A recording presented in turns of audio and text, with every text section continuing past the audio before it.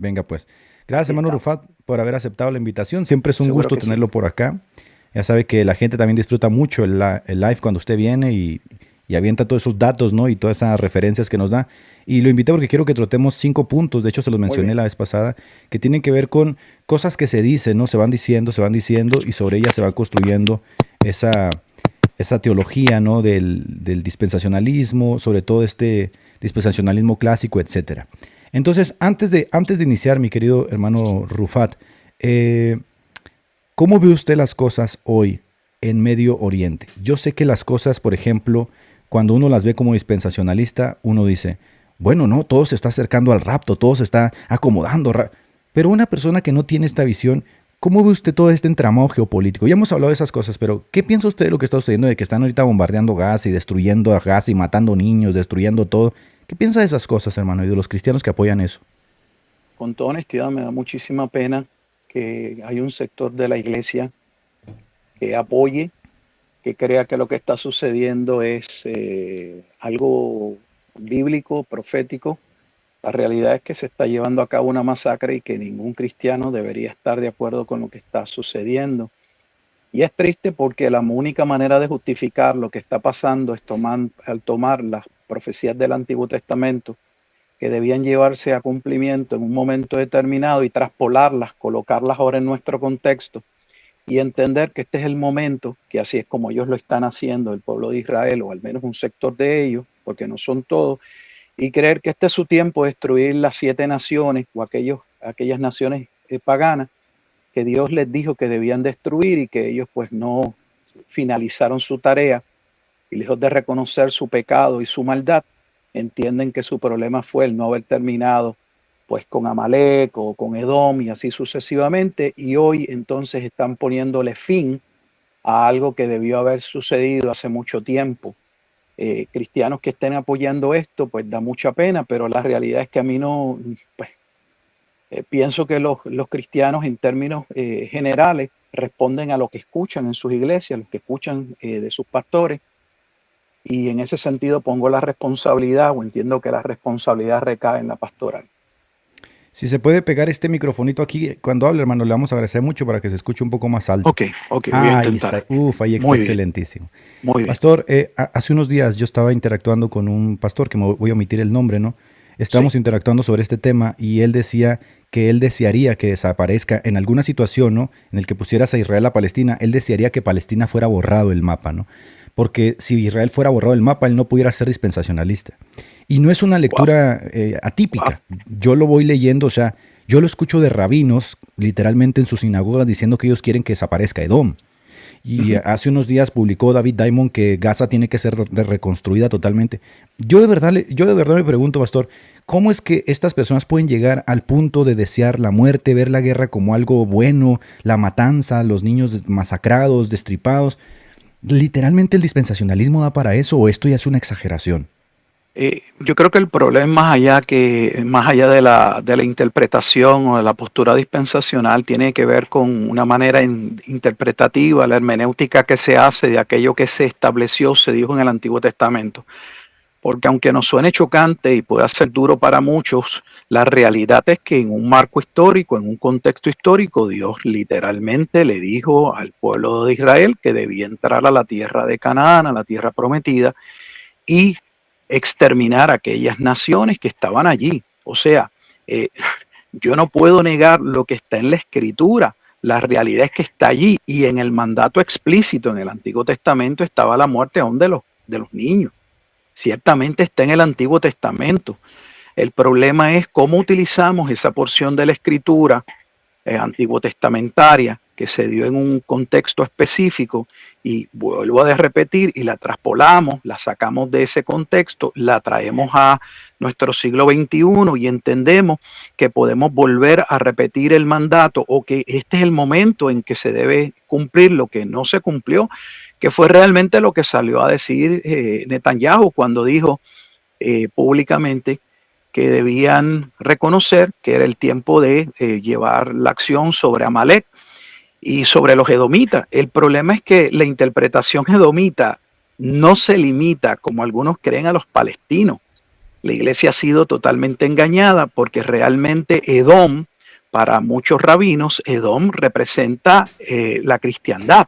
Sí, Entonces, cuando están hablando de destruir Edom, no están hablando, para que los hermanos entiendan, no están hablando meramente de los palestinos, están hablando de la aniquilación, una parte de ellos entiende la aniquilación de los gentiles, especialmente de todos los gentiles que no estén de acuerdo con que Israel cumpla su deber soberano, según ellos, de acuerdo a lo que Dios le ha mandado.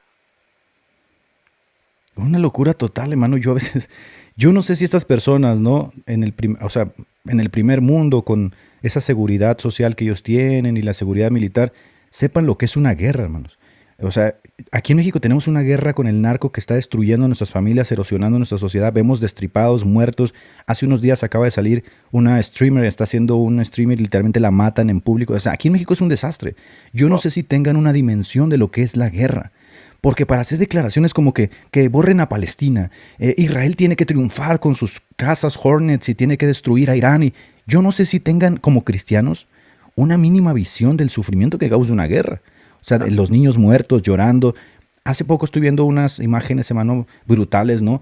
De el bloqueo que le pusieron a Gaza, los niños totalmente en huesos, pidiendo comida, y muchos de ellos literalmente son semitas también.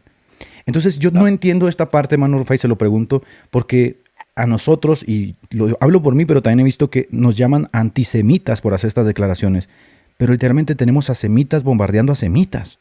¿No es eso más antisemita que otra cosa?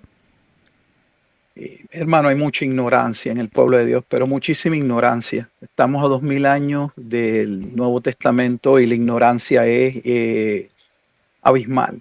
Y es que el problema es mucho más grande, tiene que ver con la pobre educación teológica que recibe nuestra iglesia, específicamente una enseñanza que es segmentada, pedacito. O sea, si usted está en una iglesia nominal, nunca se estudia un libro de la escritura, por lo general es un pasaje un día, otro pasaje el otro día, y la gente termina con una sopa de pasajes donde no saben cuál es la relación, correlación, la correspondencia entre esos pasajes. No hay un panorama bíblico de lo que presenta la escritura de Génesis y Apocalipsis. Es una enseñanza totalmente segmentada, donde en esa segmentación se puede decir y establecer lo que se quiera. Se construye una teología basada en versículos que a veces se pegan unos con los otros y ni tan siquiera tienen que ver con el contexto, nada tiene que ver uno con el otro, son momentos diferentes. Así que lo que estamos sufriendo es parte de la crisis que hay dentro de nuestras iglesias, una crisis eclesiológica que lleva pues a todo el desastre que tenemos, seminarios que básicamente su educación o su formación teológica es formar personas de acuerdo a su entendimiento. Seminarios donde uno se gradúa y uno nunca lee la Biblia. O sea, yo me atrevo a decir que estoy seguro que en la mayoría de los estudiantes que salen de los seminarios salen con una formación de haberse leído varios libros, varios autores, pero nunca han leído la Biblia completamente, nunca la han estudiado. Entonces es una crisis. Todo lo que estamos viendo tiene que ver con la iglesia, con los hombres que están ahí, porque son esos hombres, los pastores, como en el Antiguo Testamento, que deberían levantarse y tronar contra lo que está pasando. Su sentir era el sentir de los profetas en el Antiguo Testamento. Veían las condiciones, las situaciones en las que el pueblo se desenvolvía, fuera el rey, los sacerdotes, y tronaban, hablaban, se levantaban. Esto está mal, esto no es lo que Dios ha dicho. Pero en una sociedad donde pues lo que se está buscando es aplauso, fama, likes, que la gente se sienta bien, y todo se corrompe, todo se pudre, como usted dice. Sí, sí, pastor. La vez pasada, mientras hablamos de estos términos, ¿no? Que, a ver, incluso podemos hablarlos sin ningún spin religioso, pudiéramos hacer una crítica de lo que está sucediendo en Medio Oriente sin meter, es más, podemos hablar como dos ateos que están viendo las cosas desde afuera, pero la gente de verdad a veces se fanatiza tanto que llegan a decir que si uno no apoya a Israel en esa masacre, no en ese genocidio que está haciendo en Medio Oriente, uno apoya a Hamas. O sea que o uno debe estar con Israel y todas sus locuras, o uno tiene que estar con Hamas. Es decir, tiene que haber siempre en esta mente fanática tienes que apoyar a Israel. O sea, para ellos la guerra, la matanza, la masacre, el destripamiento de niños, el bloqueo del hambre, para ellos no tiene ningún sentido. O sea, es como estar cegados. Yo cuando a veces hablo con estas personas, yo hablo con un católico y digo, yo no veo una diferencia. Yo veo dos idolatrías exactamente iguales. Veo una idolatría rampante en aquel que defiende a la imagen de la Guadalupe, aunque se le muestre que fue pintada por el indio Zipac, que es una construcción idílica que se dio en la década de la Nueva Vizcaya, ¿no? De la Nueva España. Y es lo mismo acá. O sea, les muestras a los niños muriendo. Les puedes poner los ojos de los niños vidriosos muriendo por hambre. Y dicen, tienes que apoyar a Israel porque si no estás a favor de Hamas. Yo la verdad, hermano, me cuesta mucho. O sea, de verdad se lo digo. Y eso que yo no abrazo todavía una postura escatológica. Pero digo, rayos, o sea, esto es el dispensacionalismo. Estos son unos locos fanáticos.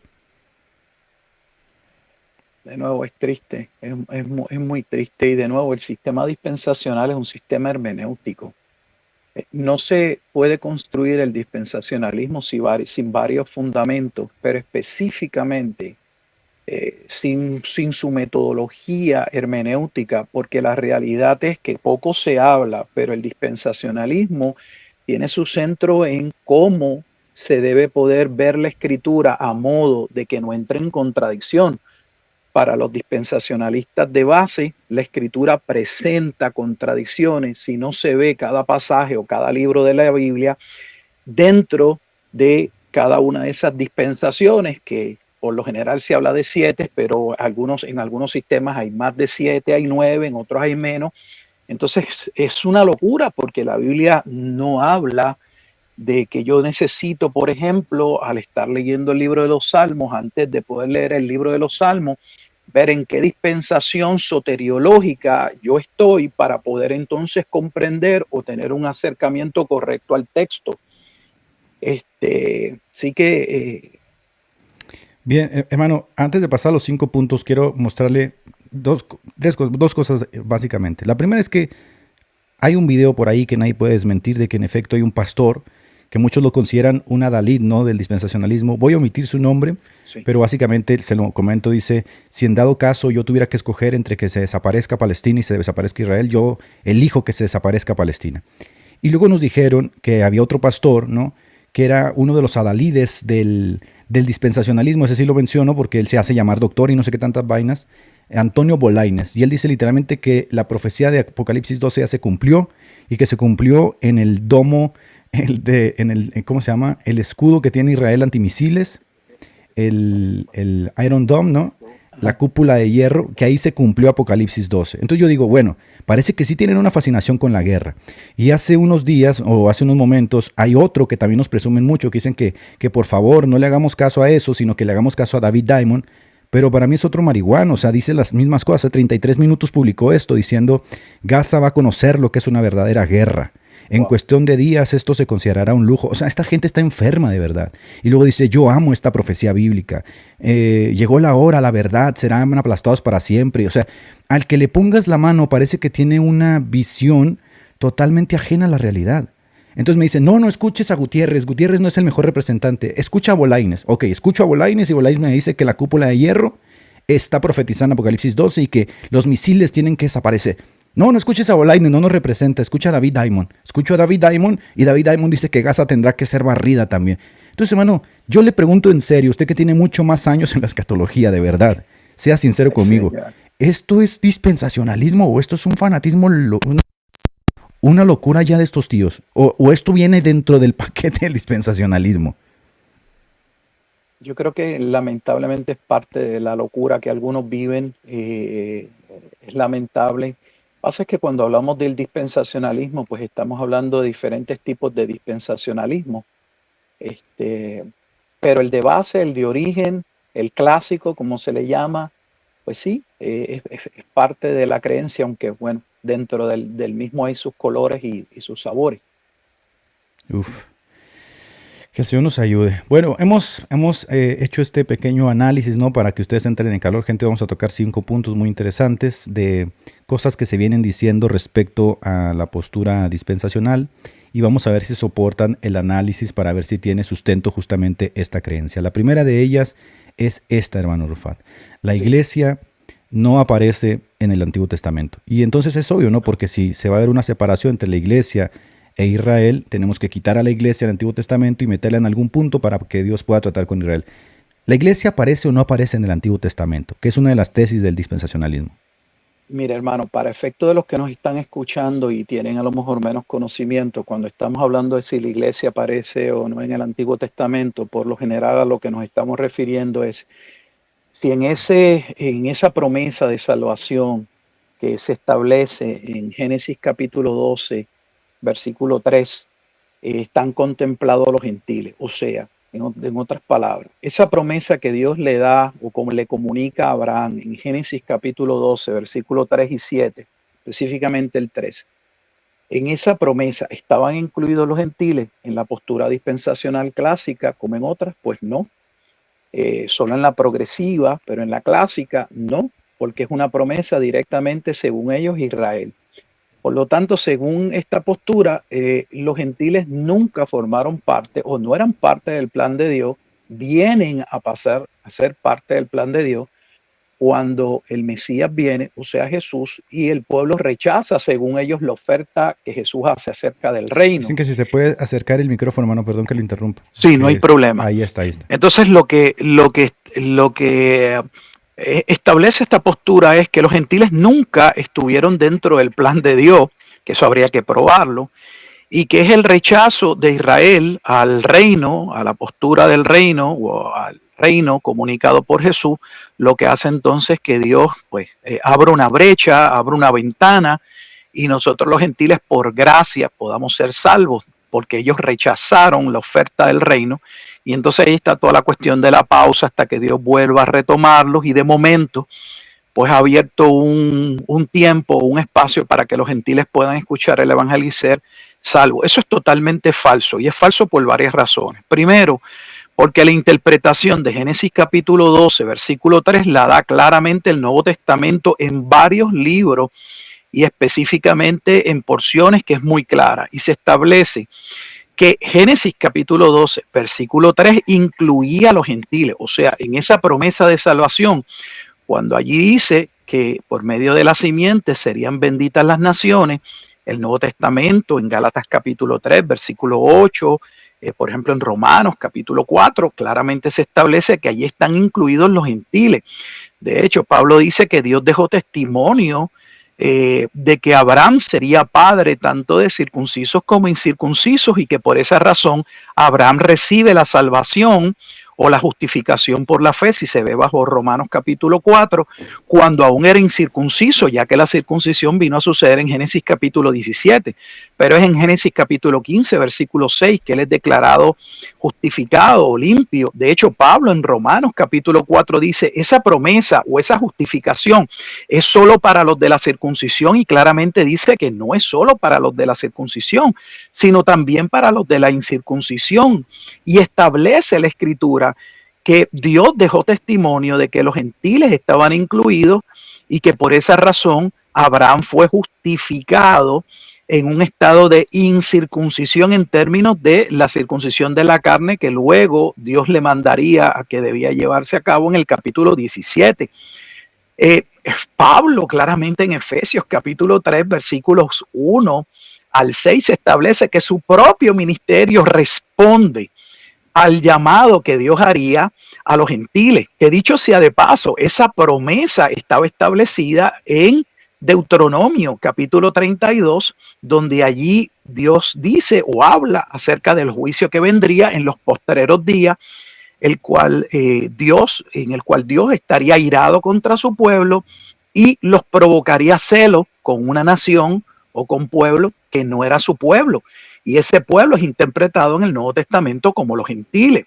Yo creo que uno de los pasajes más claros para que los hermanos puedan ver lo que estamos hablando y concretarlo es que estoy aquí en mi Biblia, voy a abrir el libro de Romanos, y en el libro de Romanos o en la carta a los Romanos, miren exactamente en el capítulo 15, lo pueden hacer ahora en otro momento. En el capítulo 15 hay una perícopa, hay un encabezado, hay un título arriba del versículo 7, que dice el evangelio a los gentiles, el evangelio a los gentiles. Y del versículo 7 al versículo 12, Pablo le dice a los gentiles que ellos debían estar agradecidos, debían adorar a Dios. ¿Por qué? Porque aunque ellos no lo sabían, Dios los tenía en su plan y en su momento dado el evangelio los iba a alcanzar. O sea, el evangelio sería pregonado abiertamente y contundentemente hacia los gentiles. Y está citando todo el tiempo el Antiguo Testamento, certificando que el llamado a los gentiles era parte de lo que el Antiguo Testamento ya había anunciado. Por ejemplo, en el versículo 9, estoy hablando en Romanos 15:9, dice, y para que los gentiles glorifiquen a Dios por su misericordia, como está escrito. Por tanto, yo te confesaré entre los gentiles y cantaré a tu nombre. Eso es segundo libro de Samuel, capítulo 22, y es parte de lo que David dice en sus últimas declaraciones como rey. Y David sabe lo que iba a suceder, porque a David Dios le revela que de su linaje, conforme a su descendencia, vendría el Mesías. Eso es segunda de Samuel capítulo 7. De hecho, para entender el templo que David quería reconstruir y entender el templo de salvación, hay que entender la conversación que Dios tiene con David por medio del profeta. Porque David quiere levantar un templo y Dios le dice, yo no necesito un templo, porque esto es algo que yo he provisto como un instrumento de gracia parcial hasta que llegue el cumplimiento, y el cumplimiento vendría a ser Cristo. Todo lo que se hacía en el Antiguo Testamento era sombra de lo que debía ocurrir en Cristo. Así que una y otra vez en Romanos capítulo 15, Pablo va citando el Antiguo Testamento. Luego en el versículo 10 para dar testimonio que los gentiles estaban incluidos. En el versículo 10 y otra vez dice, alegraos gentiles con su pueblo. Está citando Deuteronomio capítulo 32, versículo 43. O sea, está citando a Moisés y diciendo que Moisés testificó que los gentiles serían parte de ese pueblo cuando el Mesías llegara. Luego cita el Salmo 117 y otra vez alabad al Señor todos los gentiles. Estamos leyendo el Antiguo Testamento. Así que si un pastor dice que en el Antiguo Testamento no se hablaba de que los gentiles formarían parte del plan de Dios, pues no conoce las Escrituras. No solamente la Escritura claramente en el Antiguo Testamento hablaba de la salvación de los gentiles, sino que, dicho sea de paso, la palabra iglesia o el término eclesia, ya los judíos en el Nuevo Testamento lo conocían. ¿Por qué? Porque 250 años antes de Jesucristo, cuando se cambia o se traduce el Antiguo Testamento, en la famosa Septuaginta, al griego, hay varios términos, hay por lo menos dos términos, y uno de ellos es cajal, la palabra cajal, que se traduce como eclesia, la asamblea, la congregación. De hecho, en esa versión antiguotestamentaria en griego, la palabra eclesia aparece 77 veces, siendo el libro principal donde se habla de la iglesia, siendo las crónicas, primera de crónica y segunda de crónica. Así que decir que ellos no lo sabían es mostrar, con todo respeto, un grado de ignorancia abismal. De hecho, se los voy a probar. La primera mención en el Nuevo Testamento que por lo general se reconoce al término eclesia se hace en Mateo capítulo 16, cuando Jesús se separa y se va a la parte de la región de Cesarea de Filipo con sus discípulos, y allí le va a preguntar a sus discípulos, pues bueno, que quienes piensan que él era y qué creían ellos acerca de él, y sabemos que allí se va a dar la confesión de Pedro. Tú eres el Cristo. Y Jesús va a determinar diciendo, sobre esta roca edificaré mi iglesia. Si el término iglesia fuera un término nuevo, cuando Jesús dijo, perdón, sobre esta iglesia, sobre esta roca, sobre esta afirmación, edificaré mi iglesia, lo que hubiese sido algo natural y normal fuera que Pedro, los discípulos eran maestros, un segundo, ¿de qué habla? ¿De qué iglesia tú hablas? No entendemos ese término, eso es algo nuevo. ¿Qué grupo es ese? No se han percatado que nadie preguntó, nadie nunca cuestionó por qué Jesús estaba afirmando el término eclesia como algo que ellos conocían, porque sí lo conocían. Entonces, con toda honestidad, es muestra de la ignorancia de no conocer las Escrituras. La mayoría de las personas que toman postura, y debemos ser honestos, yo le he dicho muchas veces, la gente se enoja. Y lo sé porque yo lo hice, todos lo hemos hecho en algún momento dado. Nuestro cristianismo inicialmente, cuando venimos a Cristo, lo tomamos por aceptación de lo que escuchamos, lo que damos por bueno, lo que nuestra iglesia pregona, el seminario en el que nos graduamos, por lo que es ampliamente aceptado en el sector cristiano. Pero no es algo que nos consta porque nosotros realmente hemos hecho un estudio y después de llevar a cabo un proceso X o Y llegamos a una conclusión. No, no lo hacemos de esa manera. Entonces, si no hemos hecho un estudio, debemos tener sumo cuidado de ser categóricos sobre cosas de las que no podemos ser categóricos porque no nos constan. Estamos solo como estaciones repetidoras repitiendo. Vuelvo y repito, en Mateo capítulo 16, cuando Jesús usa el término iglesia, Pedro ni ninguno de los apóstoles preguntaron de qué habla. ¿Por qué? Porque ellos sabían que Jesús se estaba refiriendo a la asamblea, a la congregación, a los llamados, a ese pueblo que es convocado por Dios, punto. Así que decir que los gentiles no están en el Antiguo Testamento, pues muestra desconocimiento del Antiguo Testamento. Decir que el término iglesia surge en el Nuevo Testamento es nuevamente ignorancia, hermano, no sé qué decir. Pero incluso vemos que Esteban cita al Antiguo Testamento diciendo que Moisés sirvió en la iglesia, tomando justamente las palabras de la lo hace el Septuaginta. autor de Hebreos en el capítulo 2.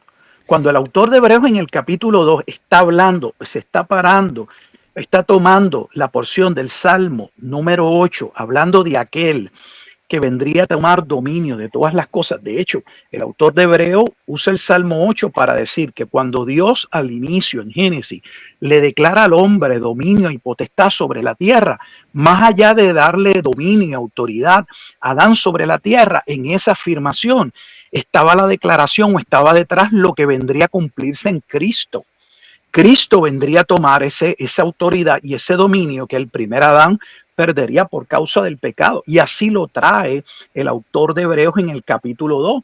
Y cuando está hablando del porqué, de la razón de la muerte de Cristo, donde Él viene a salvar a los hijos que Dios le dio, cita el Antiguo Testamento y dice que le debía alabar la congregación o la asamblea, la iglesia, y el pasaje que usa nuevamente es la iglesia en el Antiguo Testamento. Así que el término no es nuevo, eso es un invento del dispensacionalismo que establece que la iglesia es un grupo, es un elemento que surge a raíz nuevamente del rechazo del pueblo de Israel a la proclamación del reino que establece Pero, Jesucristo. pastor, eso se oye como que algo que se le ocurrió a Dios sobre la marcha, ¿no? O sea, Pues claro, eso es lo que estoy diciendo, eso es un Dios mío. disparate. Eso es un disparate. Es más, todavía es un disparate, pastor, con relación a los sistemas soteriológicos reformados. O sea, un sistema reformado, supuestamente, que yo le llamo deformado, perdónenme, que cree en la teoría del rapto y el dispensacionalismo, tiene que poder explicar cómo es que ellos creen que Dios escogió, eligió, predestinó a un pueblo, pero que en ese pueblo no estaban los gentiles. Si los gentiles no estaban en ese pueblo que Dios predestinó, rayos, entonces ¿cuándo los metió en el pacto?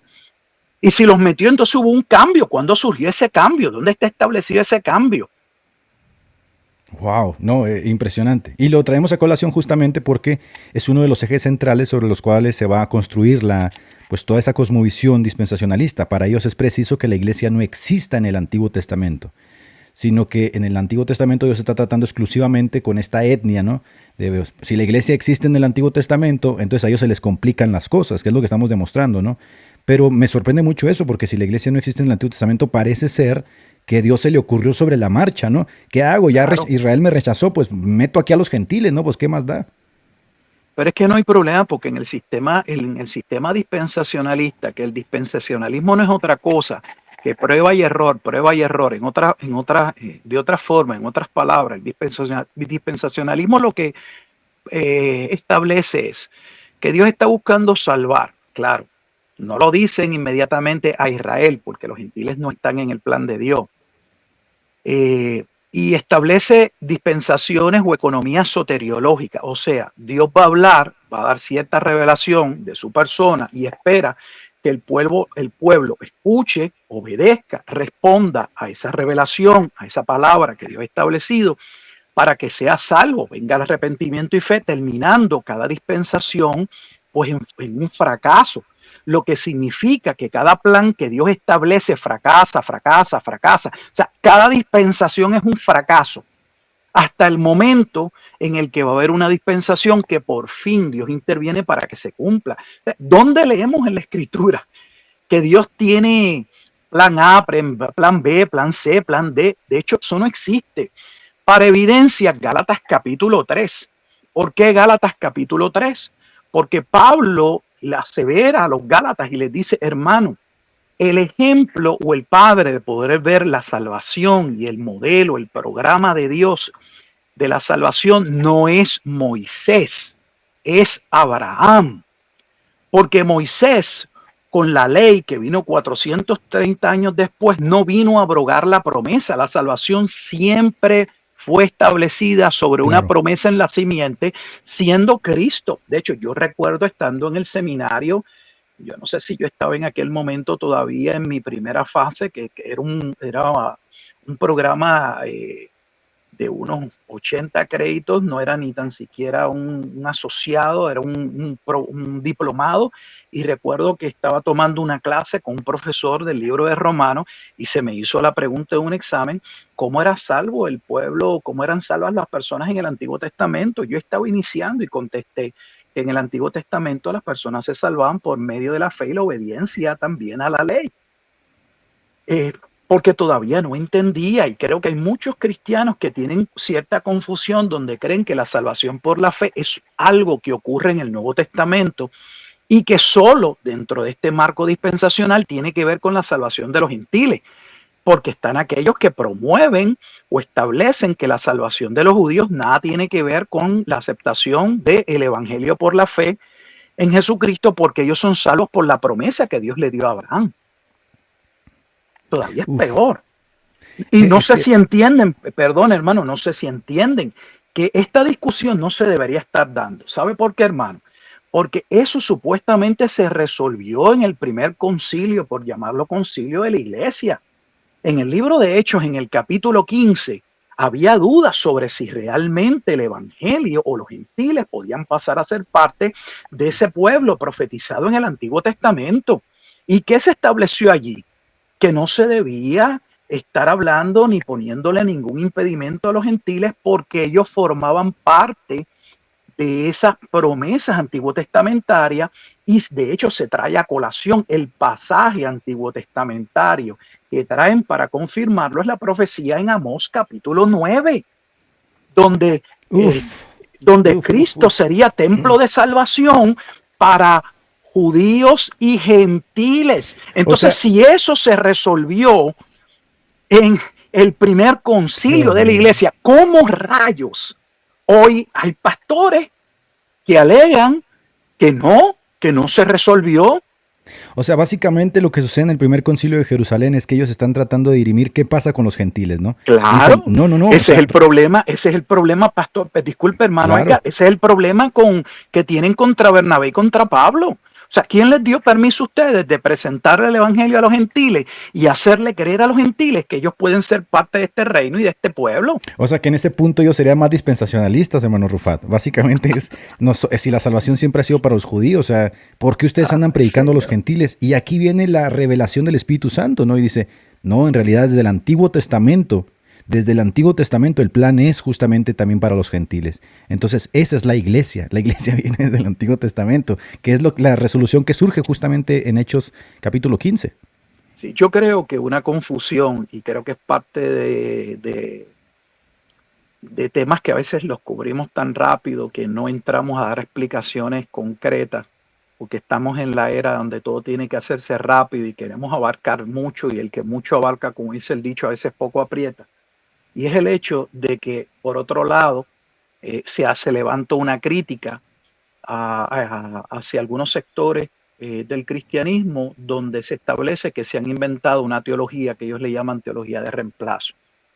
Yo personalmente no encuentro que lo que nosotros llamamos la iglesia sea algo nuevo que surge en el Nuevo Testamento, sino como establece en el Antiguo Testamento, la iglesia no es otra cosa que el remanente de ese pueblo que fue profetizado específicamente cuando llegara el Mesías, que sería salvo.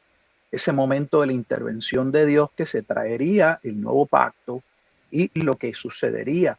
Y lo que el Nuevo Testamento está estableciendo es que en ese nuevo pacto o en ese acto de redención que mediaría el Mesías, los gentiles sí estaban dentro del pacto. De hecho, eso es lo que Pablo claramente dice en Efesios capítulo 3, cuando está hablando del misterio.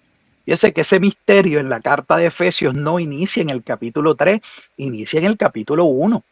Pablo está hablando del misterio de esa obra de salvación, de ese plan de redención, pero profundiza en el capítulo 3 al establecer y al decir que aunque no estaba claro, no es que no hubiera base, no es que no hubieran pasajes que de antemano podían anticipar que los gentiles formarían parte, pero Pablo mismo reconoce que eso no estaba totalmente claro.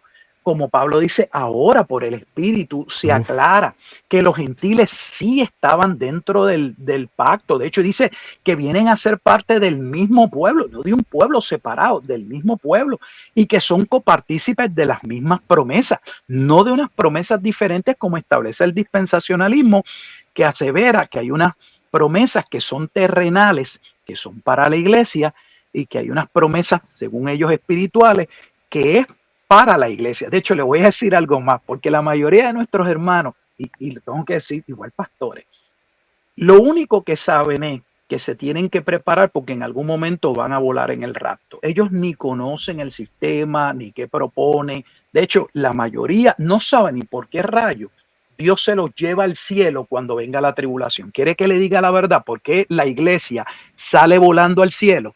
Porque ellos no forman parte de las promesas que se van a cumplir en la tierra, porque una vez Dios termina con la iglesia, porque ese no es su pueblo, es Israel, lo saca de la tierra, se lo lleva al cielo, van a tener unas bendiciones en el cielo, pero la razón por la que se tienen que quedar en el cielo es porque las promesas de Dios son para Israel, son terrenales y las va a disfrutar Israel.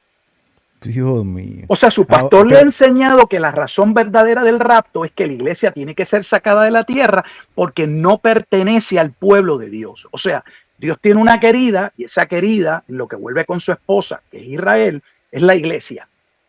Pero cuando él termine con la querida, la saca, se la lleva para regresar con su esposa. Eso es lo que enseña la Escritura. No sé cómo ponérselo más claro para que le choque.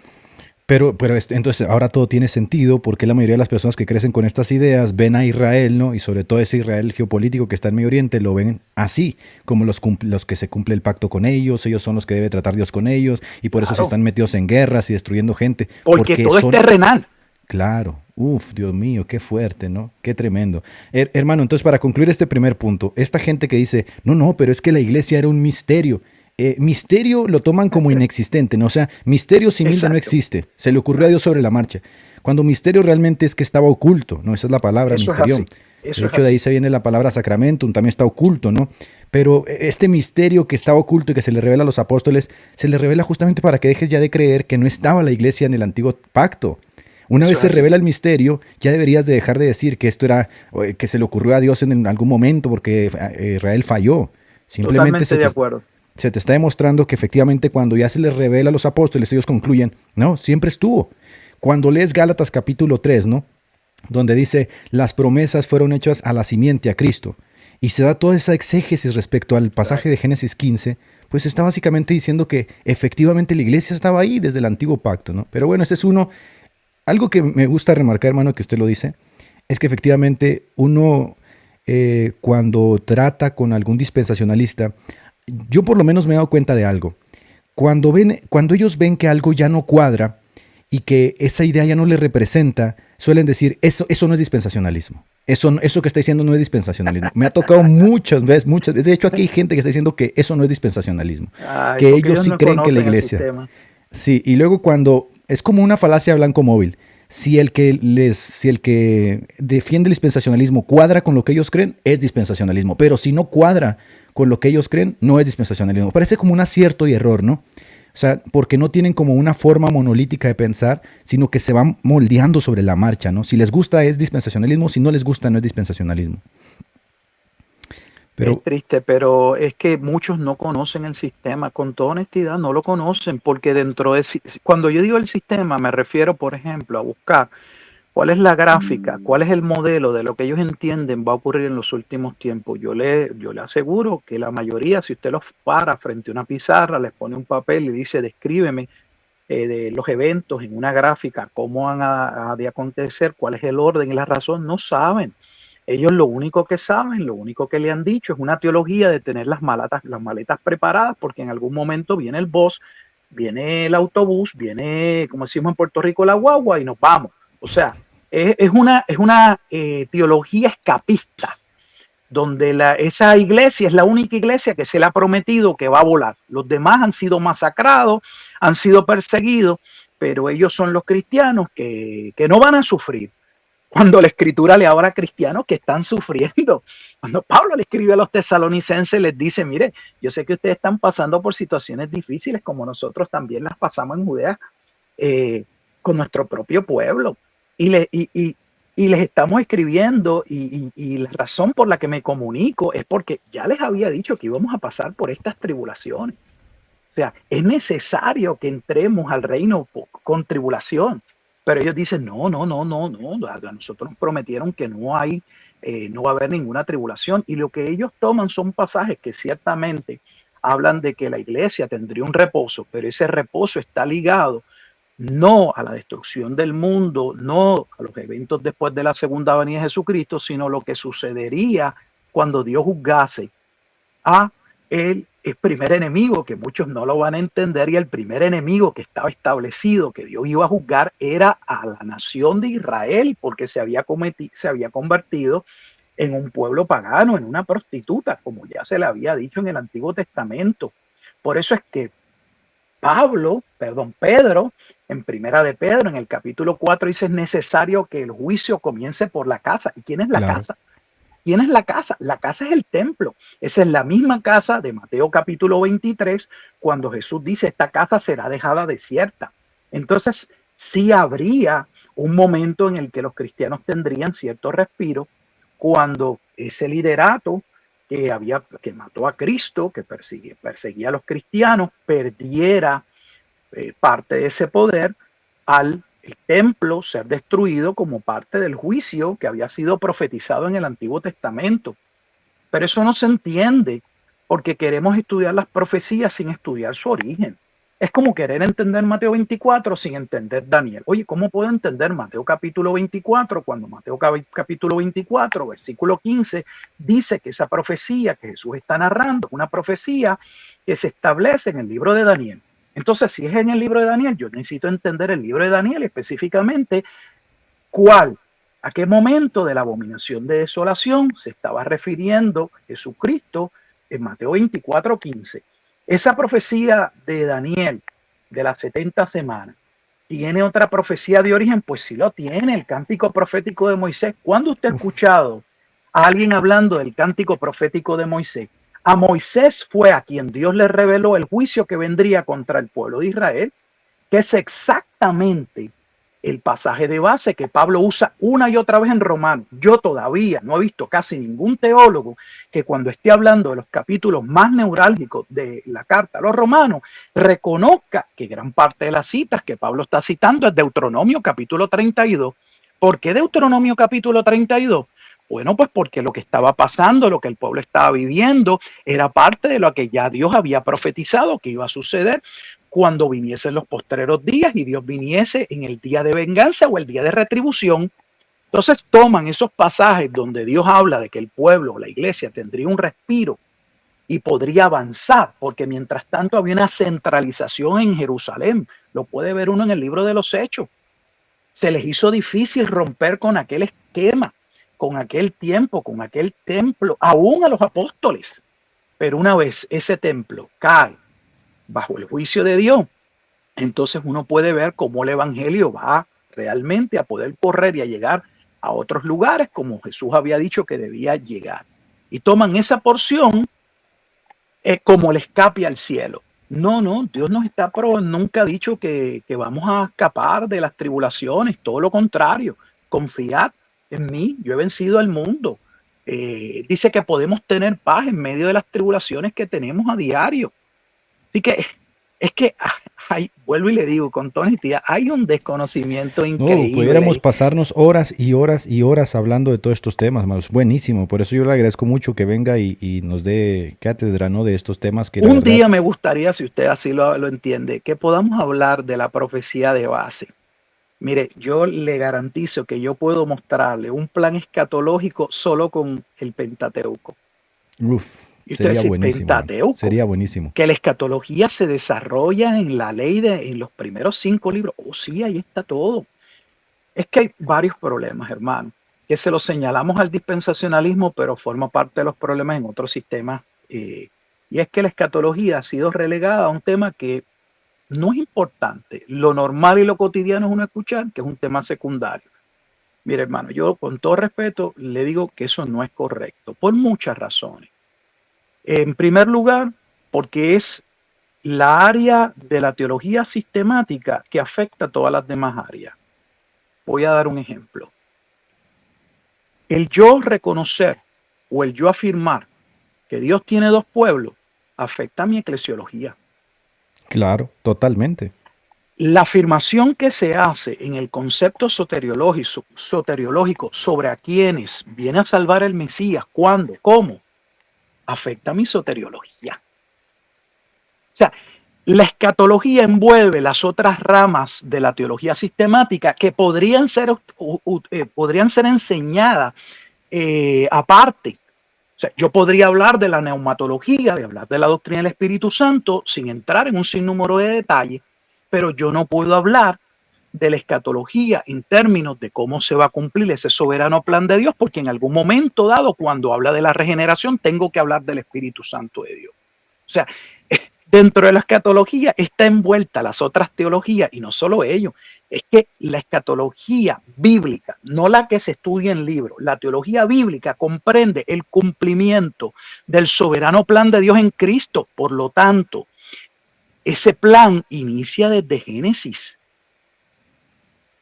La soteriología y la escatología no se pueden separar, porque estamos hablando del Mesías y lo que el Mesías o el Cristo viene a cumplir.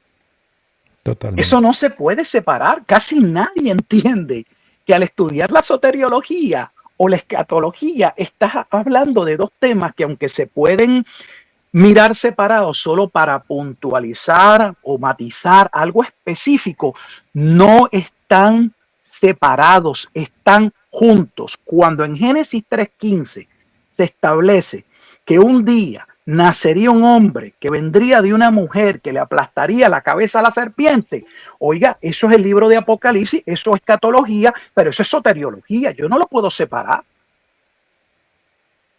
Me parece a mí, es que de verdad, hermano, yo lo escucho y digo, cuando yo escucho a un católico, ellos leen Génesis 3:15 y ven a la Inmaculada Concepción y a María. Pero hace unos días que yo estaba escuchando al doctor dispensacionalista Bolaines, él ve el domo de hierro en Apocalipsis 12. O sea, digo, parece ser que cada quien ve lo que se le viene en gana, ¿no?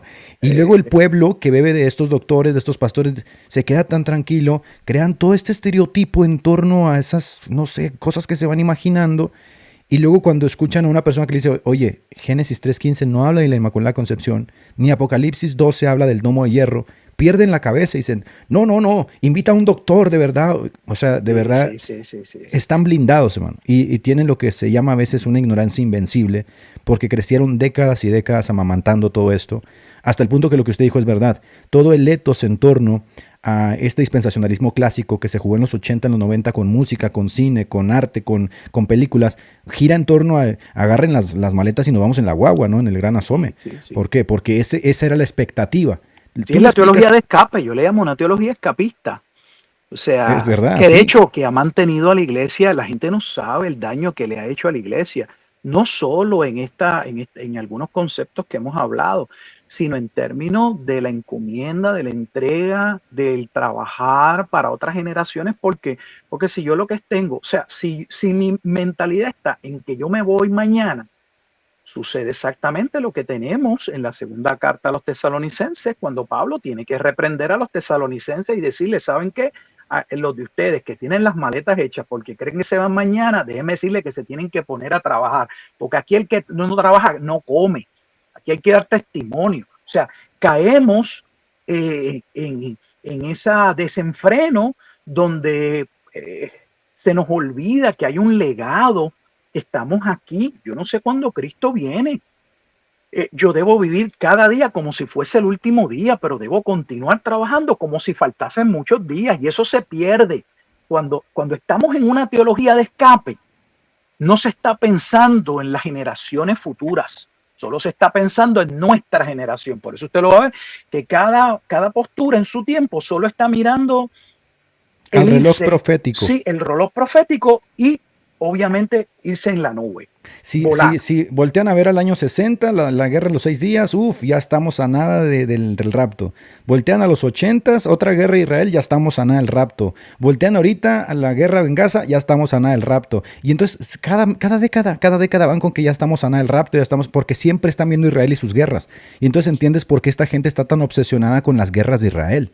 De hecho, John Hagee, que representa, ¿no?, uno de esos grandes exponentes de Estados Unidos que envían millones, ¿no?, para apoyar a Israel, esos tíos abiertamente te dicen que es necesario que estas guerras las apoyen porque estas guerras hablan, ¿no?, del rapto cercano. Entonces hay una, no sé, hay como una visión hilarante respecto a la realidad que se interpreta desde la muerte, desde la matanza, de lo que ocasiona todo esto por tener a Israel como reloj profético. Pero antes de pasar a la segunda, hermano, porque quiero que aprovechemos el tiempo y yo sé que es una persona ocupada. Yo no sé si usted ha leído a Israel Finkelstein. Él escribió un libro que se llama La industria del holocausto. Sí, sí, Es un judío. Y sí, aunque él no niega el holocausto, dice que claro. se ha lucrado con el asunto del holocausto, se ha lucrado con la lástima, se ha lucrado con el miedo, se ha lucrado con todo este asunto. De hecho, él creo que está vetado Israel Finkelstein, por haber dicho Sí, eso. sí, sí, eso ¿Y es a qué voy correcto. con esto? A que también tiene sus propios clichés el dispensacionalismo. Si tú no bendices a Israel, no serás bendito. Si tú te metes con Israel, serás maldecido. Y lo dicen todos. Si tú hablas en contra de Israel, eres antisemita. Entonces, no hay como un paralelismo con esto también, cómo se ha ido utilizando este cliché para blindar, ¿no?, el que no digas nada en contra de esto. Es que lo hay, de hecho ellos lo promueve un sector del pueblo de Israel, porque ese es otro tema que poco se habla, la influencia dentro de los cambios en la teología, eh, y el financiamiento de muchos de estos pastores y sectores, que si bien es cierto, recogen dinero y lo envían a Israel, muchos de estos seminarios reciben, algunos de estos pastores también, ayuda. ¿Cómo llegó la Biblia de Scofield a los seminarios? ¿Quién financió esa Biblia? ¿Cómo es posible que ninguna obra realmente académica o de algún escritor importante jamás antes de la Biblia de Scofield eh, se haya publicado algo, no sé, por Oxford? Pero sale esta Biblia de un hombre que literalmente era un hombre desconocido, con 20 problemas. Solo lean el libro de Canfield, cuando habla acerca de los desastres en la vida de C. Scofield. Entonces, es que es complejo. Hay muchos temas que mucha gente desconoce, que no quieren hablar, porque casi todo se centra en el siglo XIX y no conocen el panorama de lo que realmente, dónde inicia, cómo inicia con la expulsión de los judíos de España, eh, de Sefarat, por eso se llaman sefarditas, y cómo específicamente aquellos hijos de aquellos expulsados de España, que muchos de ellos emigran y se establecen en Portugal, específicamente Manasés ben Israel, juega un papel sumamente importante en la Inglaterra de su tiempo, para que Inglaterra entendiera que era la quinta parte de la estatua de Daniel capítulo 2. Se establece un partido que se llama la Quinta Monarquía, donde Inglaterra tiene el deber divino de buscar dónde están las 10 tribus y ayudar al pueblo de Israel a que llegue a la tierra prometida para que ocurra la segunda venida de Jesucristo. O sea, esto es un proceso que no inició hace 130 años o 150. Si estamos hablando de Darby como la persona que posiblemente sistematizó el sistema, como luego se vende, está bien, pero los pasos se dieron antes y entre esos pasos estuvieron envueltos judíos que vieron en el cristianismo una forma de poder adelantar, de poder sacar ventaja del cristianismo, de que el cristianismo les sirviese a sus propósitos. Y eso es innegable cuando uno estudia, porque ellos, no, si no les interesa Cristo, si Cristo no es el Mesías, ¿qué otra razón tendrían ellos para usar el esquema cristiano? Bueno, pues algunos de ellos promueven que es sencillo, porque por un lado podían usar la fascinación de los cristianos en encontrar o en que surgiera la segunda venida de Jesucristo, pero ese mismo evento para ellos en su interpretación era la llegada del verdadero Mesías. Así que se podía usar esa coyuntura y utilizar el fervor de la iglesia para adelantar la causa del pueblo judío. Así que esto pica y se extiende, no es algo reciente. Y muchos no lo entienden y tampoco les interesa. Ellos solo repiten lo que su autor favorito en el libro que se leyeron y lo que su autor favorito dice, lo que su pastor dice. Pero estoy seguro que la mayoría nunca ha leído, nunca ha estudiado realmente cuáles son los eventos, cuáles son los sucesos que van dando paso y que llegan a, bueno, a donde estamos hoy, porque nada se construye de la noche a la mañana. Toma tiempo. Claro. Los cambios toman tiempo. O sea, ¿cuál es el proceso sociológico, por llamarlo de una manera, que lleva a que esa sociedad cambie, se transforme y termine aceptando algo que no aceptaba? Si la iglesia entendía que la iglesia era realmente la consumación del plan de Dios, la pregunta es, ¿cómo cambiamos después de años de creer que la iglesia era el cumplimiento de lo establecido en el Antiguo Testamento? Y terminamos diciendo que la iglesia es una identidad nueva, que no tiene nada que ver con Israel, que todo el Antiguo Testamento, mire, nada más decir que todo el Antiguo Testamento, porque es palabra para Israel, nada tiene que ver con nosotros. La gran mayoría no entienden lo horroroso que eso es. ¿Por qué? Porque no puede existir un Nuevo Testamento sin el Antiguo Testamento. O sea, ¿cómo es posible que nosotros nos llamemos una iglesia nuevo testamentaria si el Nuevo Testamento todo lo que hace es citar, es testificar del cumplimiento del Antiguo Testamento? Pero si el Antiguo Testamento no es para nosotros, ¿cómo entonces podemos decir que tiene que ver con la iglesia? Y por otro lado, ¿cómo puedo entender correctamente el Nuevo Testamento si no entiendo que su génesis, que su fundamento se halla en el Antiguo Testamento? Yo he tenido, y lo he confesado públicamente, que regresar al Antiguo Testamento para estudiarlo. No porque en el Antiguo Testamento esté la luz interpretativa, sino porque aún para entender el Nuevo Testamento necesito el fundamento del Antiguo Testamento, aunque el Nuevo Testamento sea la claridad de aquello que se expresó en el Antiguo Testamento, pero yo necesito conocer la base. Le voy a dar un ejemplo. Cuando se usa el libro de Apocalipsis para establecer que en el capítulo 12 allí se está hablando de una mujer y que esa mujer es María, eso es un soberano disparate, porque Apocalipsis capítulo 12 es Daniel capítulo 12.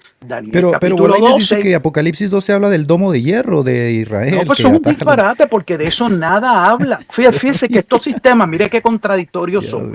Por un lado, ellos afirman que su hermenéutica es literal, pero luego usted termina viendo que las langostas terminan siendo helicópteros Apache. ¿Ve? Entonces uno dice, pero ¿qué sistema literal de interpretación es este que luego se inventa aviones y helicópteros en el libro de Apocalipsis? ¿Qué literalismo hermenéutico es este? Entonces, si uno se los dice, uno se está mofando. Oiga, no, hermano, ¿cómo se los podemos decir? Hermano Rufat, vuelvo y repito. Cuando un dispensacionalista va dándose cuenta de los disparates que llegan a decir estos proponentes, ¿no? Ya sea Bolaños, Diamond, Hagee, todo. Yo tengo un libro que compré en el 2010 de John Hagee. John Hagee es uno de los más grandes exponentes del dispensacionalismo. De aquí de Texas. Sí, vieron los disparates. Yo leo ese libro hoy y digo, ¿este señor estará arrepentido de lo que escribió en el 2010? No. O sea, pero obviamente, los dispensacionalistas dicen, ok, sí, ahí Bolaños dijo ese disparate. Sí, pero es un disparate que viene diciendo hace décadas, no es un disparate que se le ocurrió ahorita.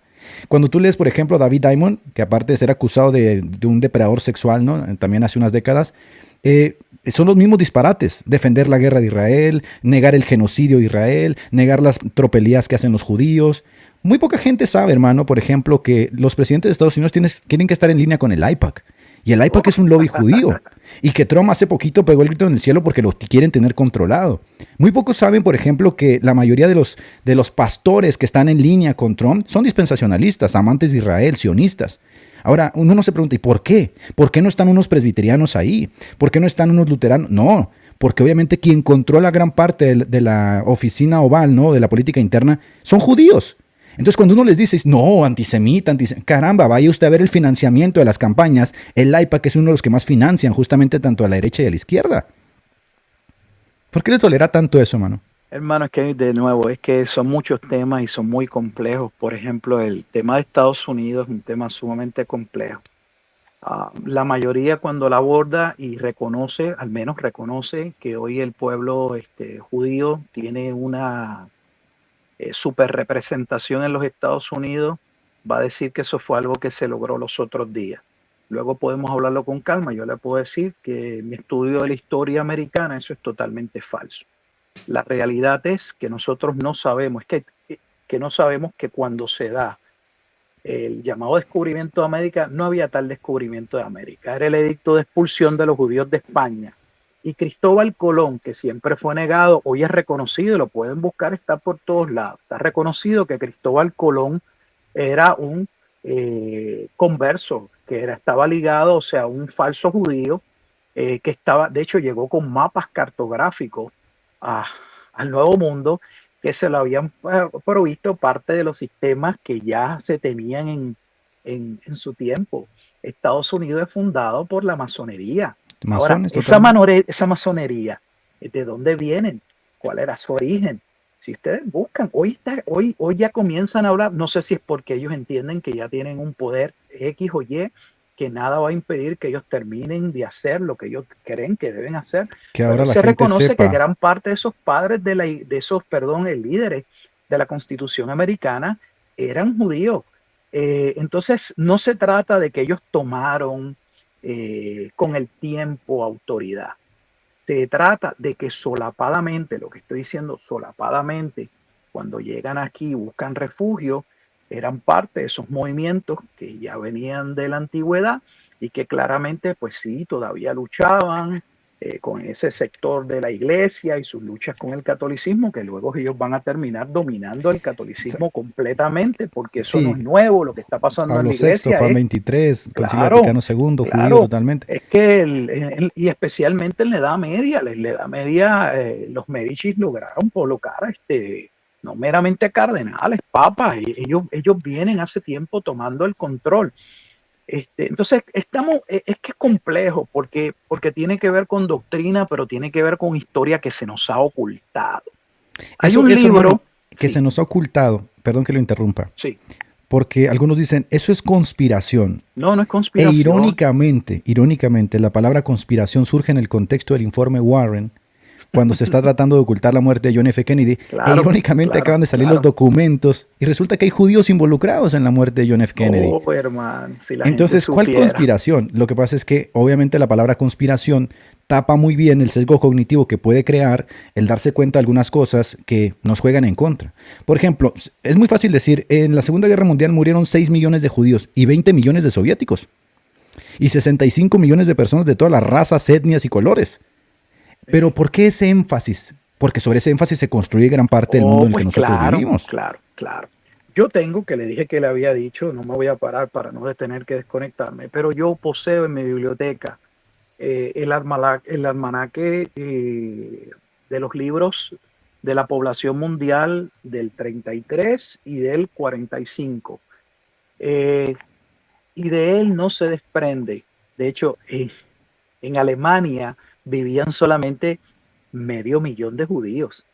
Si ese 500.000 de judíos, es que pues, estamos hablando de términos históricos, que estaríamos yendo y no me interesa irme, pero para darle un dato, en Alemania vivían aproximadamente 500.000 de judíos. De esos ese 500.000 de judíos, Hitler no los mató. La realidad es que se dio el Transfer Agreement o el acuerdo Avara y un sinnúmero de esos judíos pasaron a ser parte de los judíos que debían ser establecidos allá en Palestina para ir tomando las riendas, territorio, el poder y poder hacer que otros judíos migraran. De hecho, poca gente sabe que gran parte de los supuestos progromos que ellos mismos utilizan para luego ir contra los gentiles, ellos mismos los crearon o ellos mismos los financiaron porque le eran necesarios, porque los judíos no querían moverse. Los judíos que estaban en Alemania no les interesaba moverse de Alemania, si Alemania era uno de los mejores lugares donde vivían. ¿Cómo es posible? Totalmente. Claro, ¿cómo es posible que si los judíos habían alcanzado lo que no habían alcanzado otros judíos en otros países, luego terminaran los judíos yendo en contra de Alemania? De hecho, le voy a dar un dato, y estoy hablando de datos históricos, no teorías conspirativas. Solo busquen cuántos judíos pelearon a favor de Alemania en la Primera Guerra Mundial. No, y estaba viendo que 150,000 judíos se enlistaron en las SS de Hitler, que muy poca gente lo sabe tampoco. Claro. Y que eran llamados... Así está en el libro arios. Los soldados de Hitler. Sí, eran es que, hermano, la documentación está. Claro, es que sí, está. Tenemos un pueblo ignorante. Y un pueblo ignorante, con todo respeto, pastor, si te quieres enojar, por pastores ignorantes que se molestan. Cuando si te vas a molestar, moléstate contigo, moléstate por no tomarte el tiempo de educarte, de buscar, de indagar, de solo disparar. No dispare. ¿Escuchaste algo que no conoces? Pues está bien, nadie conoce todo. Date el tiempo primero de leer, de investigar. Pero ¿qué hacen la mayoría? No, eso es falso. Ahí están esos antisemitas diciendo tonterías. Ahí se les nota que tienen una cuestión contra Israel. Miren, hermano. Es como un desprecio a que alguien tenga un conocimiento un poco más allá de lo que ellos están acostumbrados. Hermano, es orgullo, le voy a decir la verdad, es orgullo. Y no orgullo del que habla, orgullo de no poder dar mi brazo a torcer, de no poder reconocer que estoy equivocado. No queremos decir que pues estamos equivocados. Se nos hace difícil poder creer que nos engañaron o que hemos estado engañados. Y yo no me refiero a que ese engaño se haya dado deliberado. Yo no estoy diciendo que haya pastores que deliberadamente, intencionalmente estén engañando a sus congregaciones. Yo lo que estoy diciendo es que hay pastores que son estaciones repetidoras y lo único que hace una estación repetidora es tomar la señal que toma como buena, como verdadera, como importante de una estación y la amplifica para que llegue a otro sector sin evaluar, sin saber, sin ponderar, sin estudiar, sin hacer nada. Y eso no es correcto. Eso está mal. Eso es pecado. Y lo peor de todo es, en mi país dicen, y luego se caen de pumping, por no decir la palabra, se caen de fundillo, de que eso es así. Y eso es así porque es así, no puede ser de otra manera. Mire, caballero, usted puede estar equivocado. Yo he reconocido muchas veces que me he equivocado. Y si uno se ha equivocado, pues reconózcalo. Eso no le quita autoridad, todo lo contrario. Demuestra que usted es un discípulo. Los pastores somos discípulos. Yo no soy obra acabada. De hecho, yo creo que deberían llamarle a uno hermano pastor. Lo primero que debe estar es antes hermano, para que mis compañeros en la congregación, mis hermanos entiendan que yo soy un hermano con ellos, que yo estoy aprendiendo. Ayer yo estaba dando un estudio del Salmo 85 y le estaba comentando a los hermanos lo que aprendí en mi estudio. Estamos aprendiendo, pero queremos presentarnos como que lo sabemos todo. Y cada vez que nos preguntan, queremos responder todo. Mire, no, hay momentos que uno tiene que saber que ese tema yo no lo domino, ese tema yo no lo conozco. Es una buena pregunta, hermano, pero permítame hacer el ejercicio, estudiarla, porque a mí mismo me interesa poder tener la contestación y luego hablamos. Pero pastor, no abrir la boca para decir disparate. Este señor Milton dice que tenemos que dar consideración a Israel porque murieron 6 millones de judíos en la Segunda Guerra Mundial. No murieron ningunos 6 millones de judíos, eso es pura mentira. Usted sabe que hubo un holocausto llamado el Holodomor, ¿verdad? Oh. Que fue 7 millones murieron ahí en el Holodomor de hambruna, ¿no? Lo estableció Stalin sobre los ucranianos. 7 millones de personas murieron ahí. Es un holocausto porque los mató de hambre. Pero los dispensacionalistas o los pentecostales que defienden estas, ¿sabrán de ese holodomor? ¿O No, por qué no el creo, holodomor no, no entienden, no no. es el eje central de la narrativa de Occidente, si también es un holocausto supuestamente? ¿Por qué la Eh, gente, a ver, si murieron 7 millones de personas y estamos diciendo que matar sistemáticamente a 6 millones, como dice Milton, debería hacernos sentir compasión por los judíos? ¿Por qué él no siente compasión por los ucranianos del Holodomor? ¿O sabrá Milton lo que es el Holodomor, por ejemplo? ¿O por qué no su eje, ¿no?, de narrativo gira en torno al Holodomor? Exactamente, porque el tío fue condicionado a tener una visión de la realidad muy específica en la que de forma condicionada como el perrito de Pavlov lo hacen que babee cuando le tocan la campanita y no se da cuenta. Entonces cuando alguien viene y le dice, no, mira, papá, las cosas no son tan fáciles y tan sencillas como tú propones, pierden la cabeza totalmente. Este está loco, este está en contra de esto, está en contra de aquello. No estamos en contra de nada. Es historia pura y dura. Lo que Eso pasa es es que así. no has accedido a la información y te has sumergido básicamente en un vasito de agua en el que piensas que ese es el océano, ¿no? Y lo triste de eso que usted está mencionando de Rusia, de hecho, en el siglo XX, si se parte, solo en el siglo XX, algunos dicen que entre todas las masacres que ha llevado a cabo movimientos comunistas en el mundo, algunos hablan de más de 100 millones de personas. Estamos hablando de en el siglo XX. Entonces, si a eso usted le añade que solo en Rusia, hoy está constatado que quienes dirigían la revolución bolchevique eran los judíos. Punto. Si usted va a la enciclopedia judaica y si no, envíeme un email, yo se lo hago saber, yo le digo dónde está, yo tengo la enciclopedia judaica, ellos lo ponen, el comunismo es una herramienta suya. Entonces, si usted busca, no ponga judíos, solo busque cuántas personas han muerto por el comunismo. Y si luego yo le digo que el comunismo fue un instrumento, ¿ah?, como parte de la ideología de algunos, no digo de todos, entonces su pregunta cabe. ¿Por qué solo hay un énfasis sobre 6 millones de judíos cuando, es más, pocas personas saben, y le cambio el tema, el exterminio que se dio en Alemania después de la segunda, aparentemente segunda guerra mundial? O de las 2 millones de mujeres que ¿Ah? violaron cuando tomaron Berlín. Muy poca Sí, gente sabe de es eso. que ¿por qué de eso, por qué sobre eso no se construye, no se habla, no se les tiene misericordia? Eso lo tiene que ver con los 6 millones, que dicho sea de paso, la primera placa que colocaron decía 4.5, luego la bajaron a 1.5. O sea, no estamos hablando de teorías conspirativas. Ellos mismos tuvieron que ir bajando la cantidad de personas porque no correspondía a la historia. Para los que nos están escuchando, Estados Unidos envió el experto en cámaras de incineración y dijo que era imposible que hubiese ocurrido lo que se habla que ocurrió, porque lo que él vio allí no El señor servía para Fletcher. ese propósito. Sí, creo que dijo que para poderlos exterminar hubiese necesitado más de 20 años.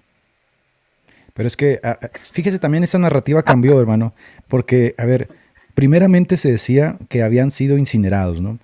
Después tuvo que cambiar la narrativa porque la incineración no daba para tantos millones. Para empezar, Las tantos cámaras de millones, gas. entonces tuvieron que cambiar a las cámaras de gas. Fueron gaseados, ¿no? Y luego cuando se hace la investigación de que fueron gaseados, resulta que Auschwitz y los principales centros de exterminio no estaban habilitados para ese tipo de trabajo, tenían No, puertas de no, madera.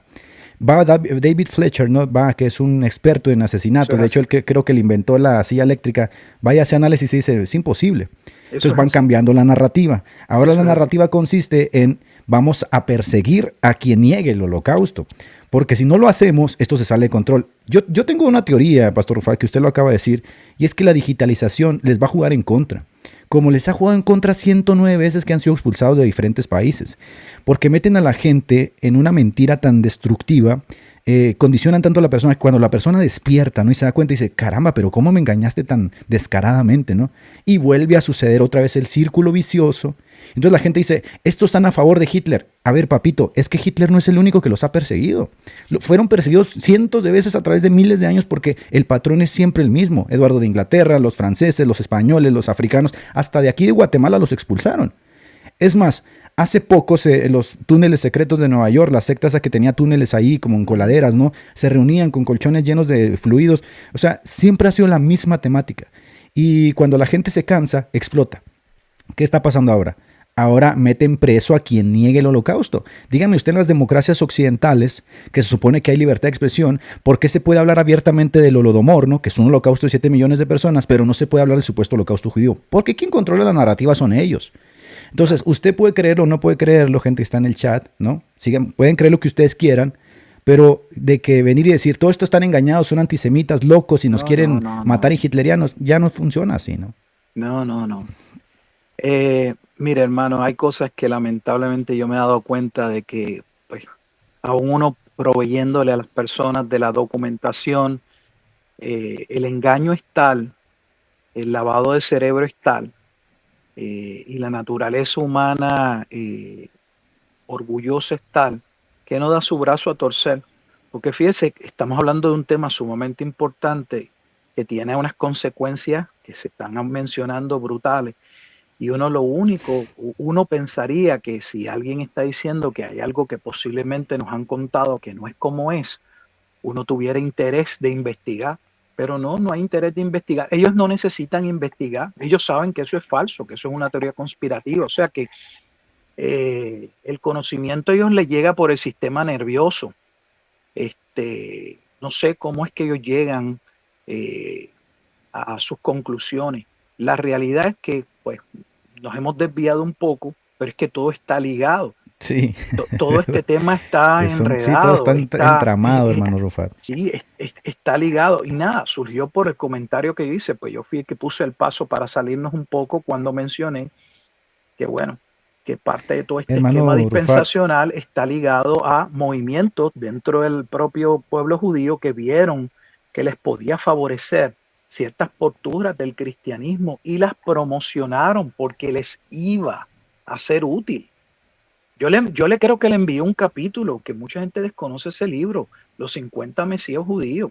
Tiene un capítulo donde ese libro es escrito por un judío, ellos mismos reconocen que ellos intervinieron, que Manasés ben Israel se convirtió en el rabino especialista en cuándo iba a llegar el Mesías y que jugó un papel brutal en el cambio teológico. O sea, no estamos hablando de invenciones, estamos hablando de documentos constatables, de libros en los que ellos mismos han hablado.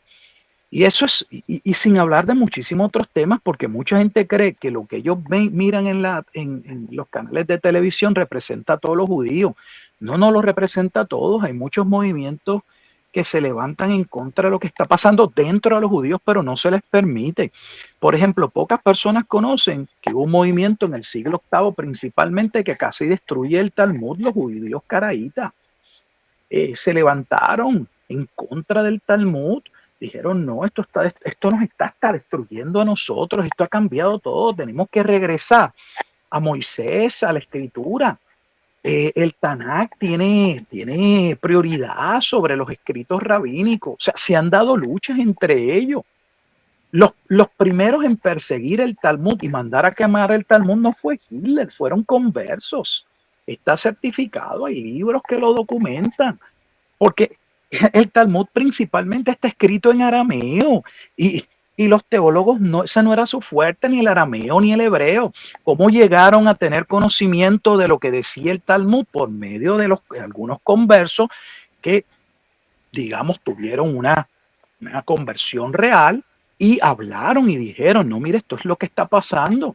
Es que nuestra formación, este era mi entendimiento, porque esto es lo que a nosotros nos dijeron, esto está escrito aquí.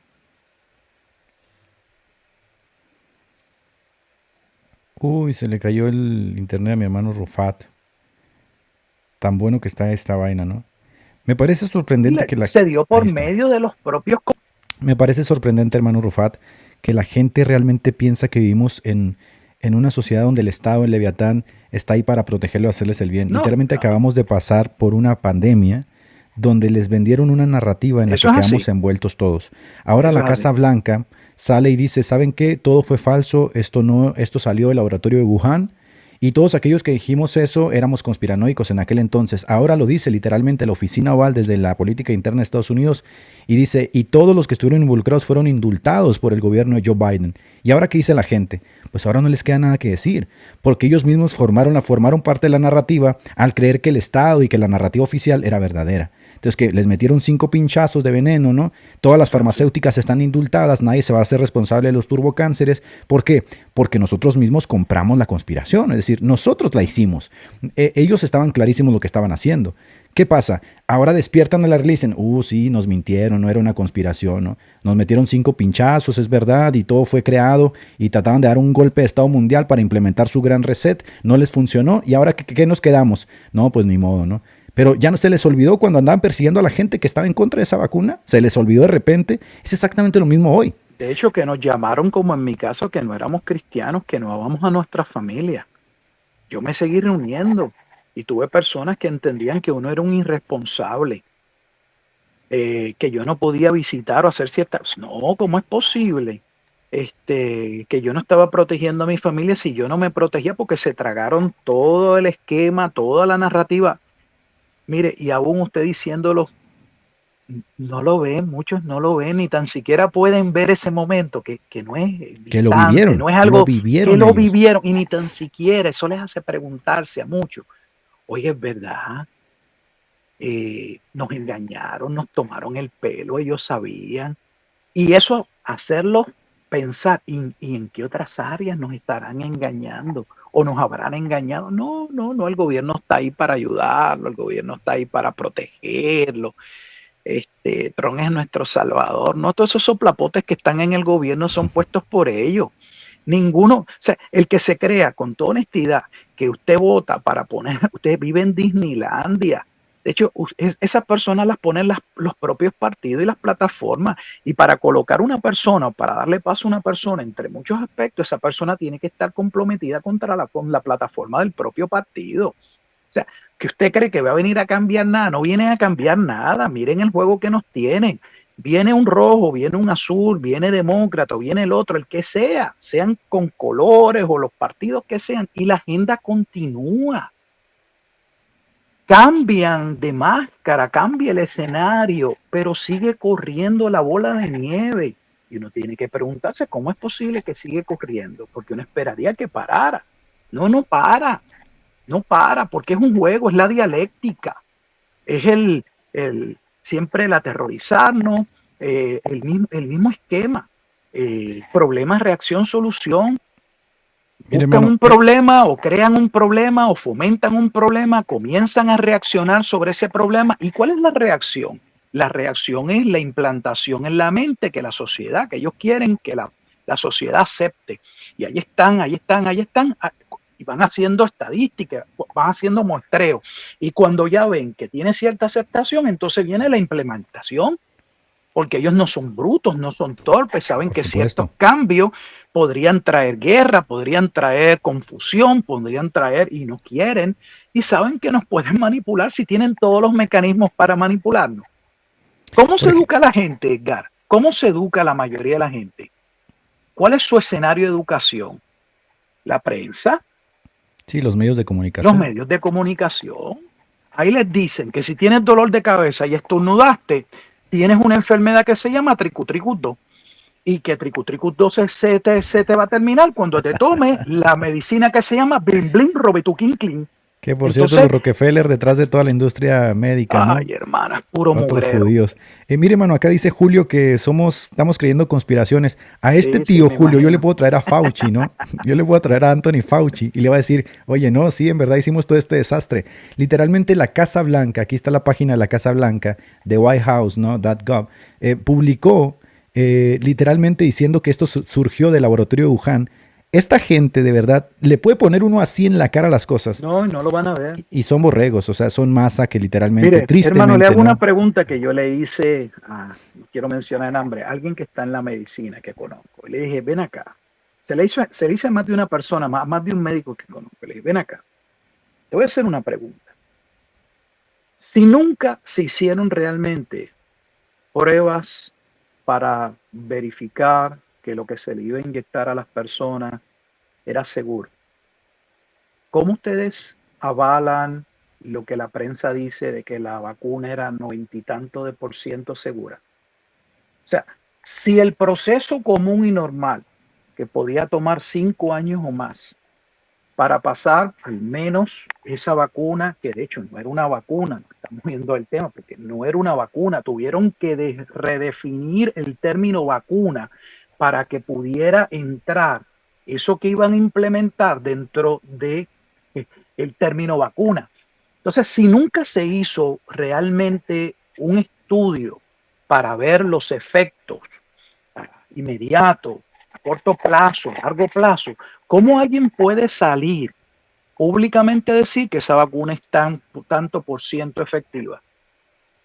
O sea, ¿qué tipo de ciencia nos están vendiendo ahora? Que ni tan siquiera es empírica, porque no es por observación, no, simple y sencillamente a alguien se le ocurre decir que, pues, yo creo, a mí me parece que es 90 y tanto por ciento y se acabó y la población lo acepta y se acabó, vamos a vacunarnos, que esto es bien efectivo.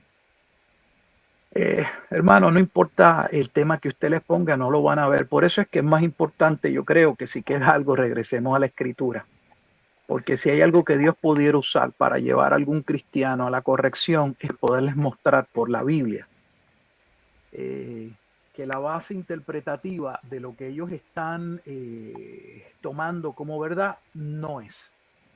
Se le fue un poquito el audio ahí, mi querido hermano Sí, Rufat. es que me puse el teléfono tan rápido cuando me conecté para poder conectarme. Me gustaría que y antes de entró que una cerráramos, llamada. sí, Sí. tocáramos un punto final, Sí, que hermano, es este. no hay problema. ¿Sí? Lo escucho. Ok, es este. Este punto de los cristianos carnales son, dentro del sistema dispensacionalista, los que se quedan en el rapto. ¿Cómo surge esta dicotomía de cristianos carnales, cristianos espirituales? ¿Y cómo se define que estos son los que se quedan en el rapto? Y entonces estas personas tienen una segunda oportunidad de salvación, ¿no? O sea, la salvación pasa de ser sola fide a ser sola persecución, literalmente, ¿no? De hecho, no tienen una segunda, le voy a hablar, tienen una tercera y le voy a explicar por qué. Eso básicamente tiene que ver con la postura dispensacional, específicamente en movimientos carismáticos de corte pentecostal.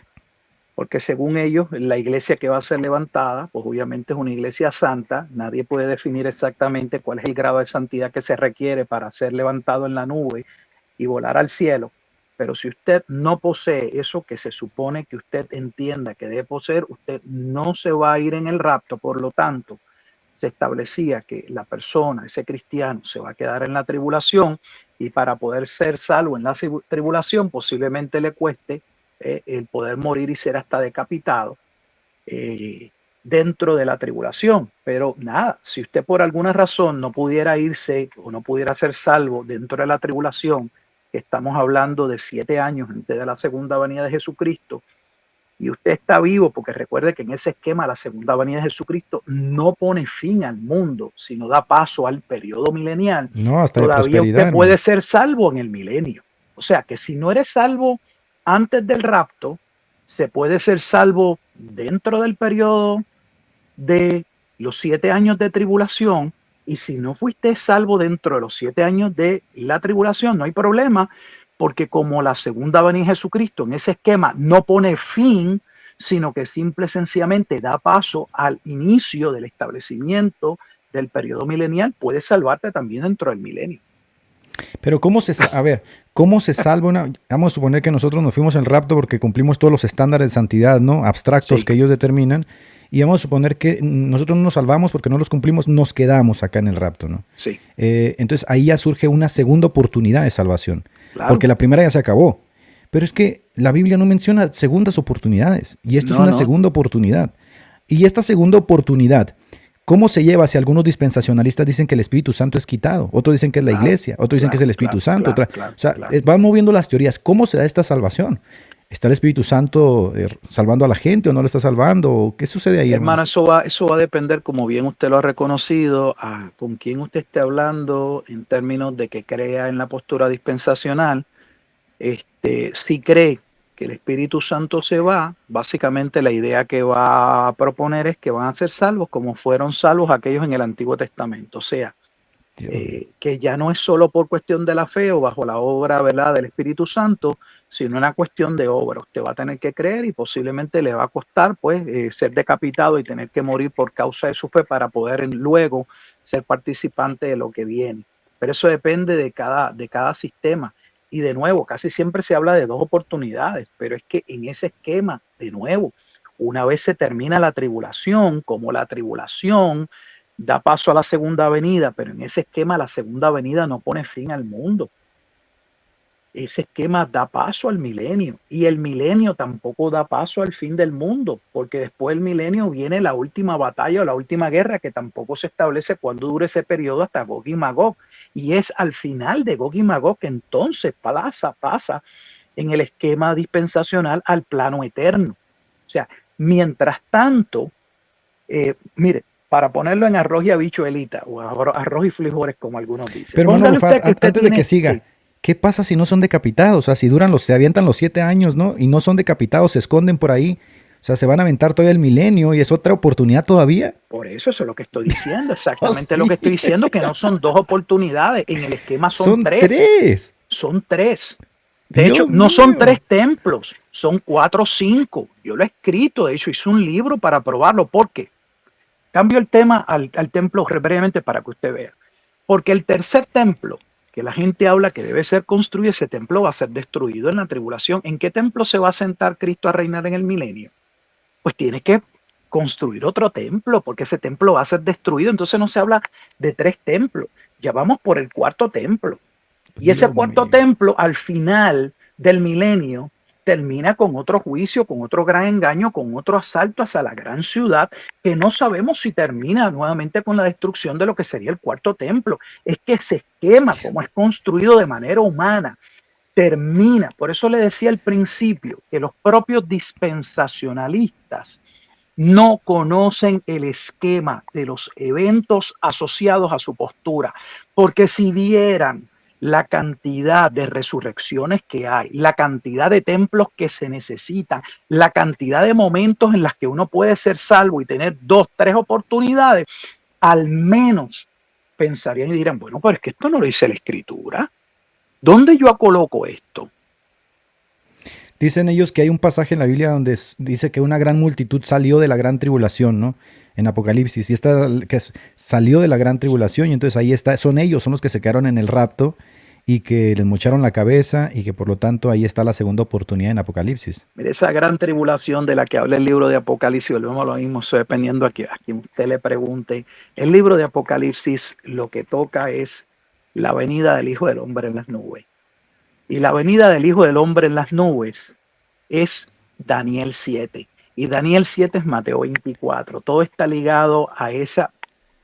Miren, cómo se lo resumo, porque no es complicado. Esto, El Antiguo Testamento, si se estudian solo los profetas, muestra contundentemente, yo no tengo ninguna duda porque he hecho el ejercicio, que la venida del Mesías traería 2 cosas, salvación y juicio. Y el juicio que se habla con la venida del Mesías no es el juicio del fin del mundo, es el juicio que vendría contra el pueblo de Israel. Apocalipsis no está narrando el juicio del fin del mundo. Apocalipsis está narrando el fin de la era, el fin del cambio, el cierre del Antiguo Testamento a la implementación completa, el cambio de batuta, el cambio de un batón en un corredor hacia el nuevo pacto, porque el Antiguo Testamento no podía cerrar, no podía concluir sin traer los juicios o las maldiciones asociadas por incumplimiento de pacto.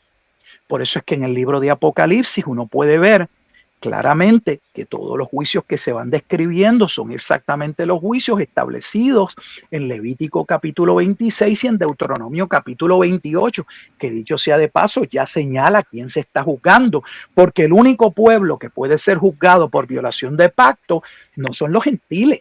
En el contexto, el único pueblo que puede estar siendo juzgado por violación de pacto es el pueblo que está en pacto, y el pueblo que estaba en pacto era el pueblo de Israel, que es lo que no se entiende. Pero a ver, pastor, de verdad estoy sorprendido porque no me ha puesto a pensar eso que usted acaba de decir, porque ni siquiera los católicos creen esta locura. O sea, los católicos cuando hablan del purgatorio, que muchos lo ven como una segunda esperanza, pero los del purgatorio ya fueron salvos según los católicos, solamente pasan por un proceso de purificación. No, acá tenemos varias oportunidades. literalmente de ser Sí, son tres, salvos. literalmente Dios son tres mío, mi oportunidades. vida, ¿no? Mire, por Son como decir, las se lo vidas voy a del poner Mario en arroz y Bros. habichuelitas, como decía. Digamos que yo tengo 52 años. Esa es mi edad. Digamos que yo no soy salvo. Me he criado en un ambiente evangélico, no soy salvo. No me voy a ir en el rapto. Digamos que la semana que viene se va a dar el rapto, inicia la gran tribulación.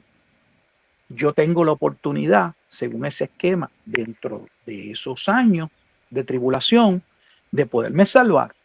Pero recuerden que esa tribulación solo son 7 años. O sea, que cuando terminen los 7 años, yo tengo 59 años. Yo estoy Y usted va vivo a saber todavía la fecha exacta cuando físicamente. Cristo vuelva ahí, que es otra Oh, ventaja pues que usted va a claro, tener. es que son otras ramificaciones, sí, porque eso son parte, claro, todo el mundo sabe cuándo sea la segunda venida, porque tan El pronto se dé rapto, el, usted echa a el volar el rapto, ya yo calendario, ¿sí? cuento, y bueno, todo depende. Si mi sistema establece que el rapto se da antes de los 7 años, pues le sumo 7 años y ya yo sé que en 7 años es la segunda venida. O si, como establecen algunos, a mediados, porque ellos dividen tribulación y gran tribulación, pues en 3 años y medio ya yo sé que llega la segunda venida de Jesucristo. Pero digamos, terminaron los 7 años de tribulación, yo sobreviví, como usted dijo, usando su ejemplo, no me mataron, va a empezar el periodo milenial, que ese es otro, el periodo milenial en el dispensacionalismo tiene personas que están en un estado eterno y personas que están en un estado normal y van a morir. O sea, ¿dónde la Biblia parece una Dios locura como esa? Y mío. usted dirá, ¿por qué vienen personas eternas? Bueno, vienen personas eternas porque la iglesia que se fue al cielo, que regresa en la segunda venida de Jesucristo, ya recibió la resurrección. Según ellos, recibe la resurrección ya corporal, pero los que están vivos, esos todavía no reciben porque esos la reciben al final del milenio. O sea, la resurrección general, esa resurrección que vemos en Apocalipsis capítulo 20, no ocurre sino al final del milenio. Y recuerde que en ese esquema eso no sucede sino al Qué final del locura, milenio. Dios mío. O sea, que, mire, yo escribí un Pero libro hermano, bien antes de que diga pequeñito, de eso, hecho, pero esto en vez de alentar, en vez de alentar el me quiero ir en el rapto, o sea, puede que algunos digan, "Ah, yo me la banco hasta la segunda oportunidad. Igual si no me voy en la... claro, y de hecho me da la oportunidad de ver si esto es realmente, si se Dios va a dar la mío. segunda, si se va a dar la tribulación. Cuando nada, la escritura dice que todos los cristianos debemos vivir preparados, cada día debemos consagrarnos, debemos buscar la Ay, santidad. Señor. Por eso le decía, mire, si un día hay muchas maneras de hacerlo, podemos poner una gráfica del sistema dispensacional y yo le puedo ir marcando dónde se dan las resurrecciones, cuántas resurrecciones tiene ese sistema, cuántos templos requiere ese sistema. No son tres, son 4 o 5 templos. ¿Cuántas oportunidades de salvación existen en ese sistema? Que no son menos de 3. O sea, es una locura. Es una locura. Punto. El que le quiera le fastidie, pues que le fastidie. Honestamente, uno no lo hace porque uno quiere estar chocando con otros hermanos cristianos. Yo nunca pensé, y se lo digo con todo respeto, que yo iba a pasar tanto tiempo debatiendo o hablando con cristianos que van en contra de la Dios mío escritura. de mi vida. Es, Si uno pasa más tiempo tratando de corregir a la iglesia que los problemas que pueden surgir con un no creyente porque no cree en lo que la escritura dice. hermano, debo de confesarle que estoy sumamente sorprendido porque no había pensado eso que me está diciendo. Es decir, siempre aprendo algo nuevo. Mire, en mi Dios libro, mío. yo escribí un libro bien cortito, bien cortito. Se llama La Segunda Venida, antes o después de Jesucristo. De hecho, mis libros son libros bien sencillos porque yo soy un pastor que yo le hablo a mi iglesia. Y esos libros son lo que mis enseñanzas con relación a la congregación. O sea, no son académicos. En ese libro están las gráficas y están los puntos donde yo presento por qué, eh, qué trae, si realmente el milenio se coloca después de la segunda venida de Jesucristo, todas las complejidades que trae, para que la gente las pueda ver en gráfica, porque estamos hablando de cosas que a no ser que uno pueda tener una idea y uno pueda hacer un plano mental o más o menos figurarse en su mente dónde caen los acontecimientos, es un poco confuso o difícil, pero ya uno con una gráfica, donde uno puede ver, ok, mire, esta es la era. aquí está la iglesia, estamos pidiendo este tiempo, más o menos aquí se dice, ¿verdad? No hay un tiempo, la iglesia se va, empieza la gran tribulación, pues dura 7 años, porque esos 7 años supuestamente vienen de que no se ha cumplido la profecía de las 70 semanas completas, que es interesante porque gran parte de los judíos establecieron, o sea, el propio pueblo judío estableció que la profecía de las 70 semanas se Es había correcto. cumplido. O sea, ellos son hasta preteristas en ese sentido. De hecho, algunos la colocaron habiéndose cumplido en el periodo macabeo. Entonces, eh, tienes una iglesia defendiendo que esa profecía le falta una semana y esa semana son los 7 años y la gente no sabe de por qué son 7 años. Hermano, por eso le decía al principio, yo sé que estamos pasando de Hermano, siempre, muchos siempre que usted temas. viene, tocamos tantos temas porque disfrutamos mucho, de verdad, que esté aquí en el canal y la gente le gusta. Estamos casi Ah, 1700 personas conectadas, siempre es un privilegio tenerlo aquí. Y la verdad, yo le pido una disculpa porque también yo me salgo del tema porque me engancho, ¿no? Con otros temas que son no, bien olvídese, interesantes. no, estamos teniendo una conversación como si estuviéramos tú y yo hablando normal, o sea, no me molesta, solo que reconozco que a veces pues es un poco difícil porque no concretamos a veces a lo mejor un Sí, tema es específico. verdad, hermano.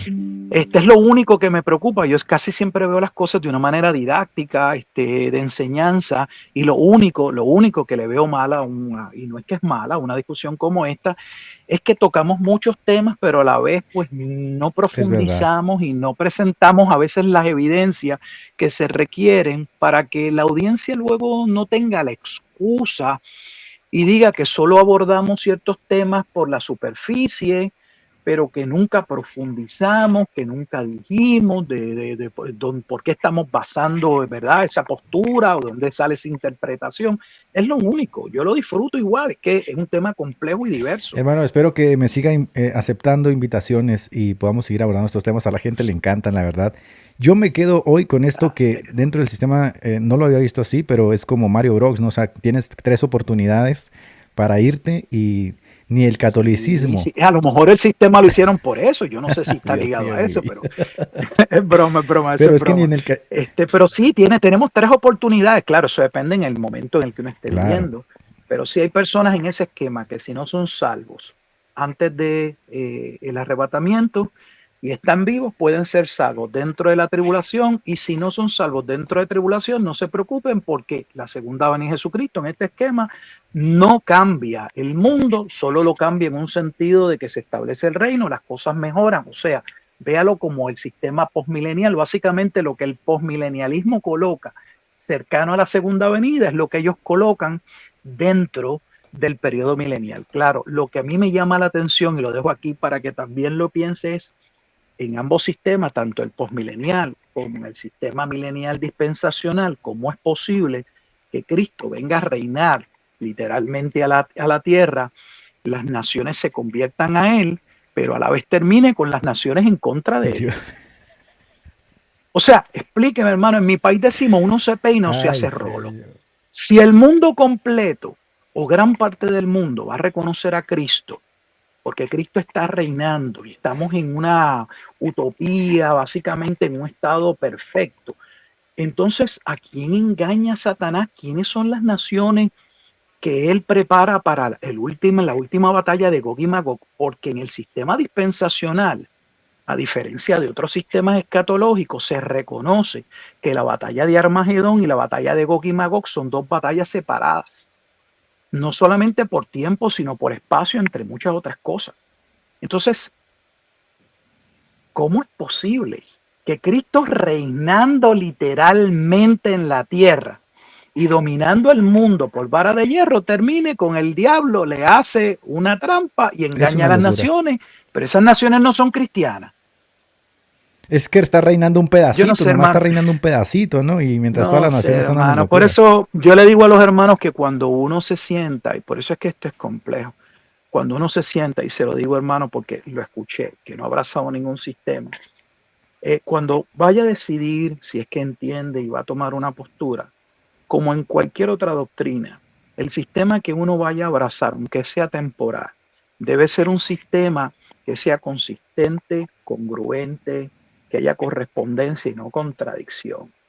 Porque no puede uno tomar solo una parte y porque esa parte aparentemente encaje, porque esa parte o ese texto aparentemente, no sé, no sea contradictorio, eh, tiene uno que ver el cuadro completo, porque es lo que estamos viendo, que al no ver el cuadro completo, si uno lo que está mirando solo el rapto, que es lo que la iglesia ha visto, pues no se percata de lo que estamos hablando.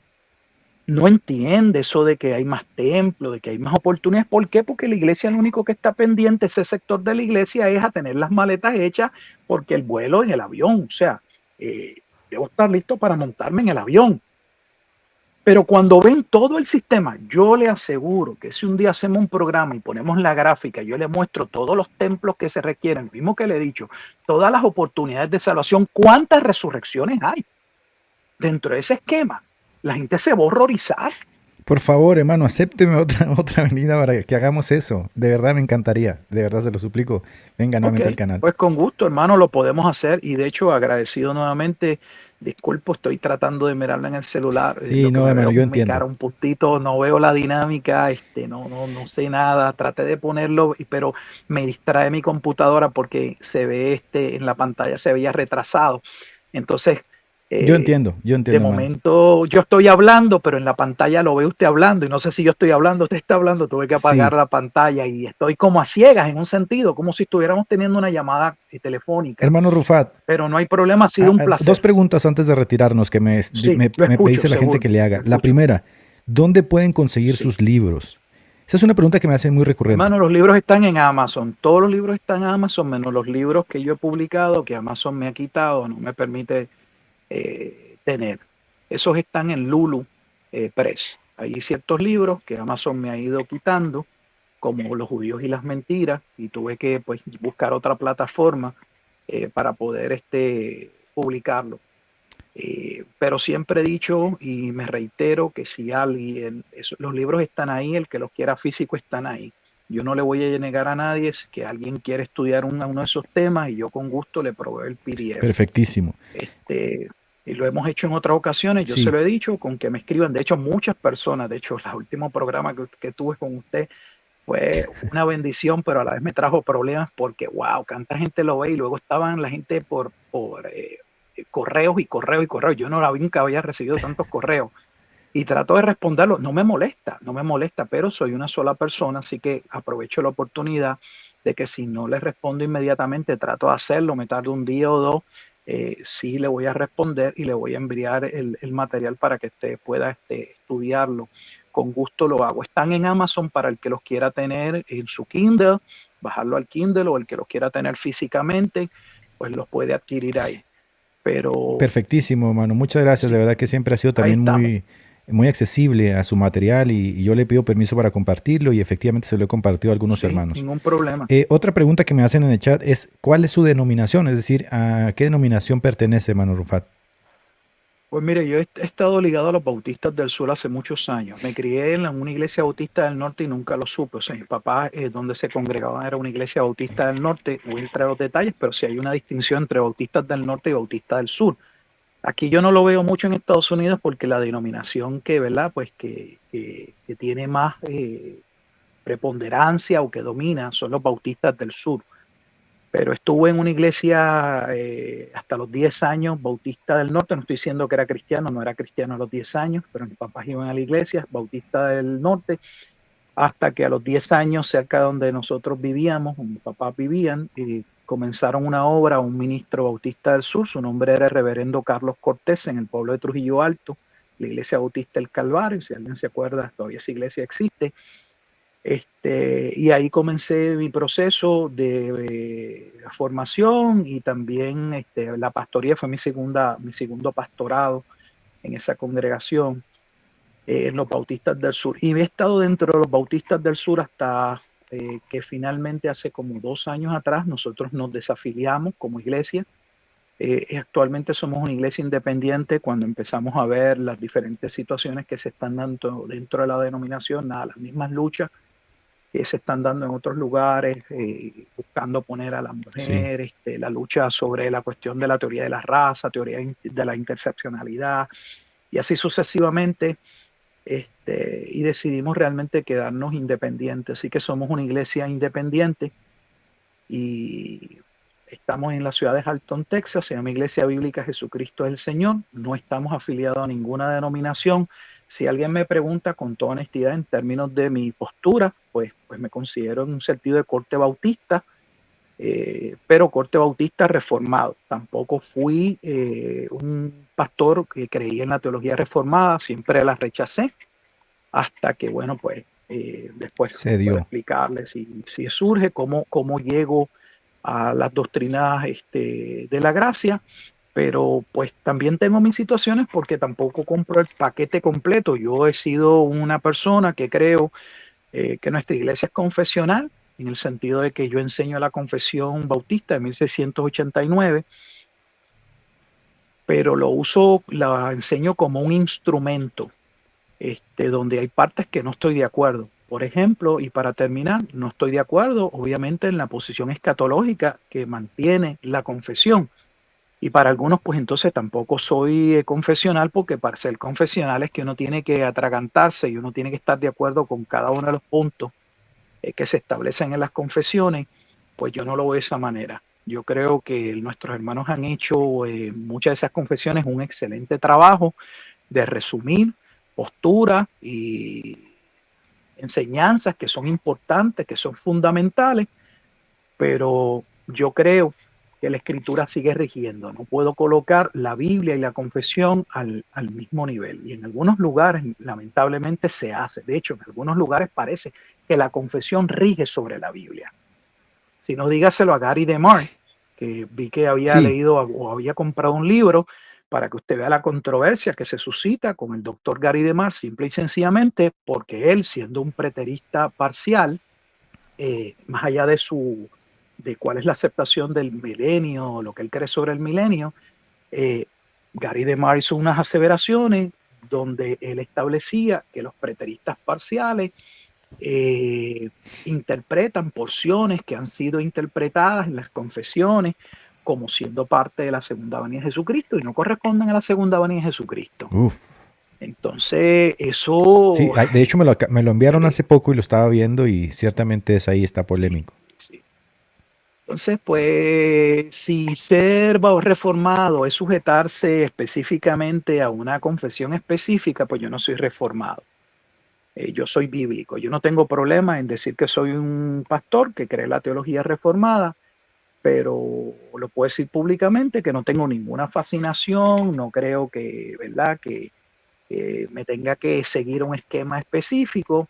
Prefiero el término bíblico, Pastor, pero ahí vamos, antes de que se vaya, por favor, aquí me hacen una sí, pregunta y me dice, ¿hay algún lo curso en el escucho. cual nos podamos conectar y aprender? Usted había estado promocionando un curso, no sé si haya todavía... Sí, mire, ahora en el mes de junio y julio vamos a estar dando una clase para el programa de SER. El programa de SER es un programa de discipulado teológico que viene del seminario bautista dominicano, y vamos a estar dando 24 horas en escatología, y lo que yo me he propuesto, ya que me permitieron desarrollar el curso en el sílabo, entonces vamos a estar dando todo un panorama vamos a hacer una escatología bíblica comenzando de Génesis a Apocalipsis. O sea que el curso va a ser no leernos un libro, aunque hay un libro de base, lo que vamos a estar leyendo la Biblia y viendo cómo las profecías desde el libro de Génesis tienen un hilo conductor hasta ese libro de Apocalipsis, porque en ocasiones se hablan de estas profecías y se hablan nuevamente de manera separada, de manera aislada, y no se ve de dónde surgen. Tiene que haber una doctrina de base, de inicio, que dio paso y que luego se va desarrollando. Y muchas veces eso no se comprende. La gente, como le decía, la gente quiere saltar a entender Mateo 24 sin entender el libro de Daniel. Entonces, oye, tienes que primero ir a Daniel, porque si Jesús está hablando que Mateo 24 es una extensión de lo que Daniel recibe en su libro, entonces yo tengo que leer el libro de Daniel y ver en qué parte dentro del libro de Daniel Jesús está haciendo aseveración para yo poder entender y tener la base para poder partir de ahí, pero no queremos. De hecho, no tenemos que hacerlo, volvemos a lo mismo. Nosotros solo leyendo Mateo 24 podemos saber lo que es. O sea, si estamos en Lucas 21 y Jesús dice que lo que va a suceder sobre Jerusalén es el día de venganza, el día de retribución, mi pregunta es, la mayoría de los que nos están escuchando saben dónde se narra el génesis del día de venganza y el día de retribución, que de hecho el día de venganza y el día de retribución no es el día del juicio de las naciones paganas, es el día del juicio de Israel. Eso está en el cántico profético de Israel. Lean la escritura. Está claro. Cuando dice veréis a Jerusalén rodeada de ejércitos, Lucas dice este es el día de retribución anunciado por los profetas.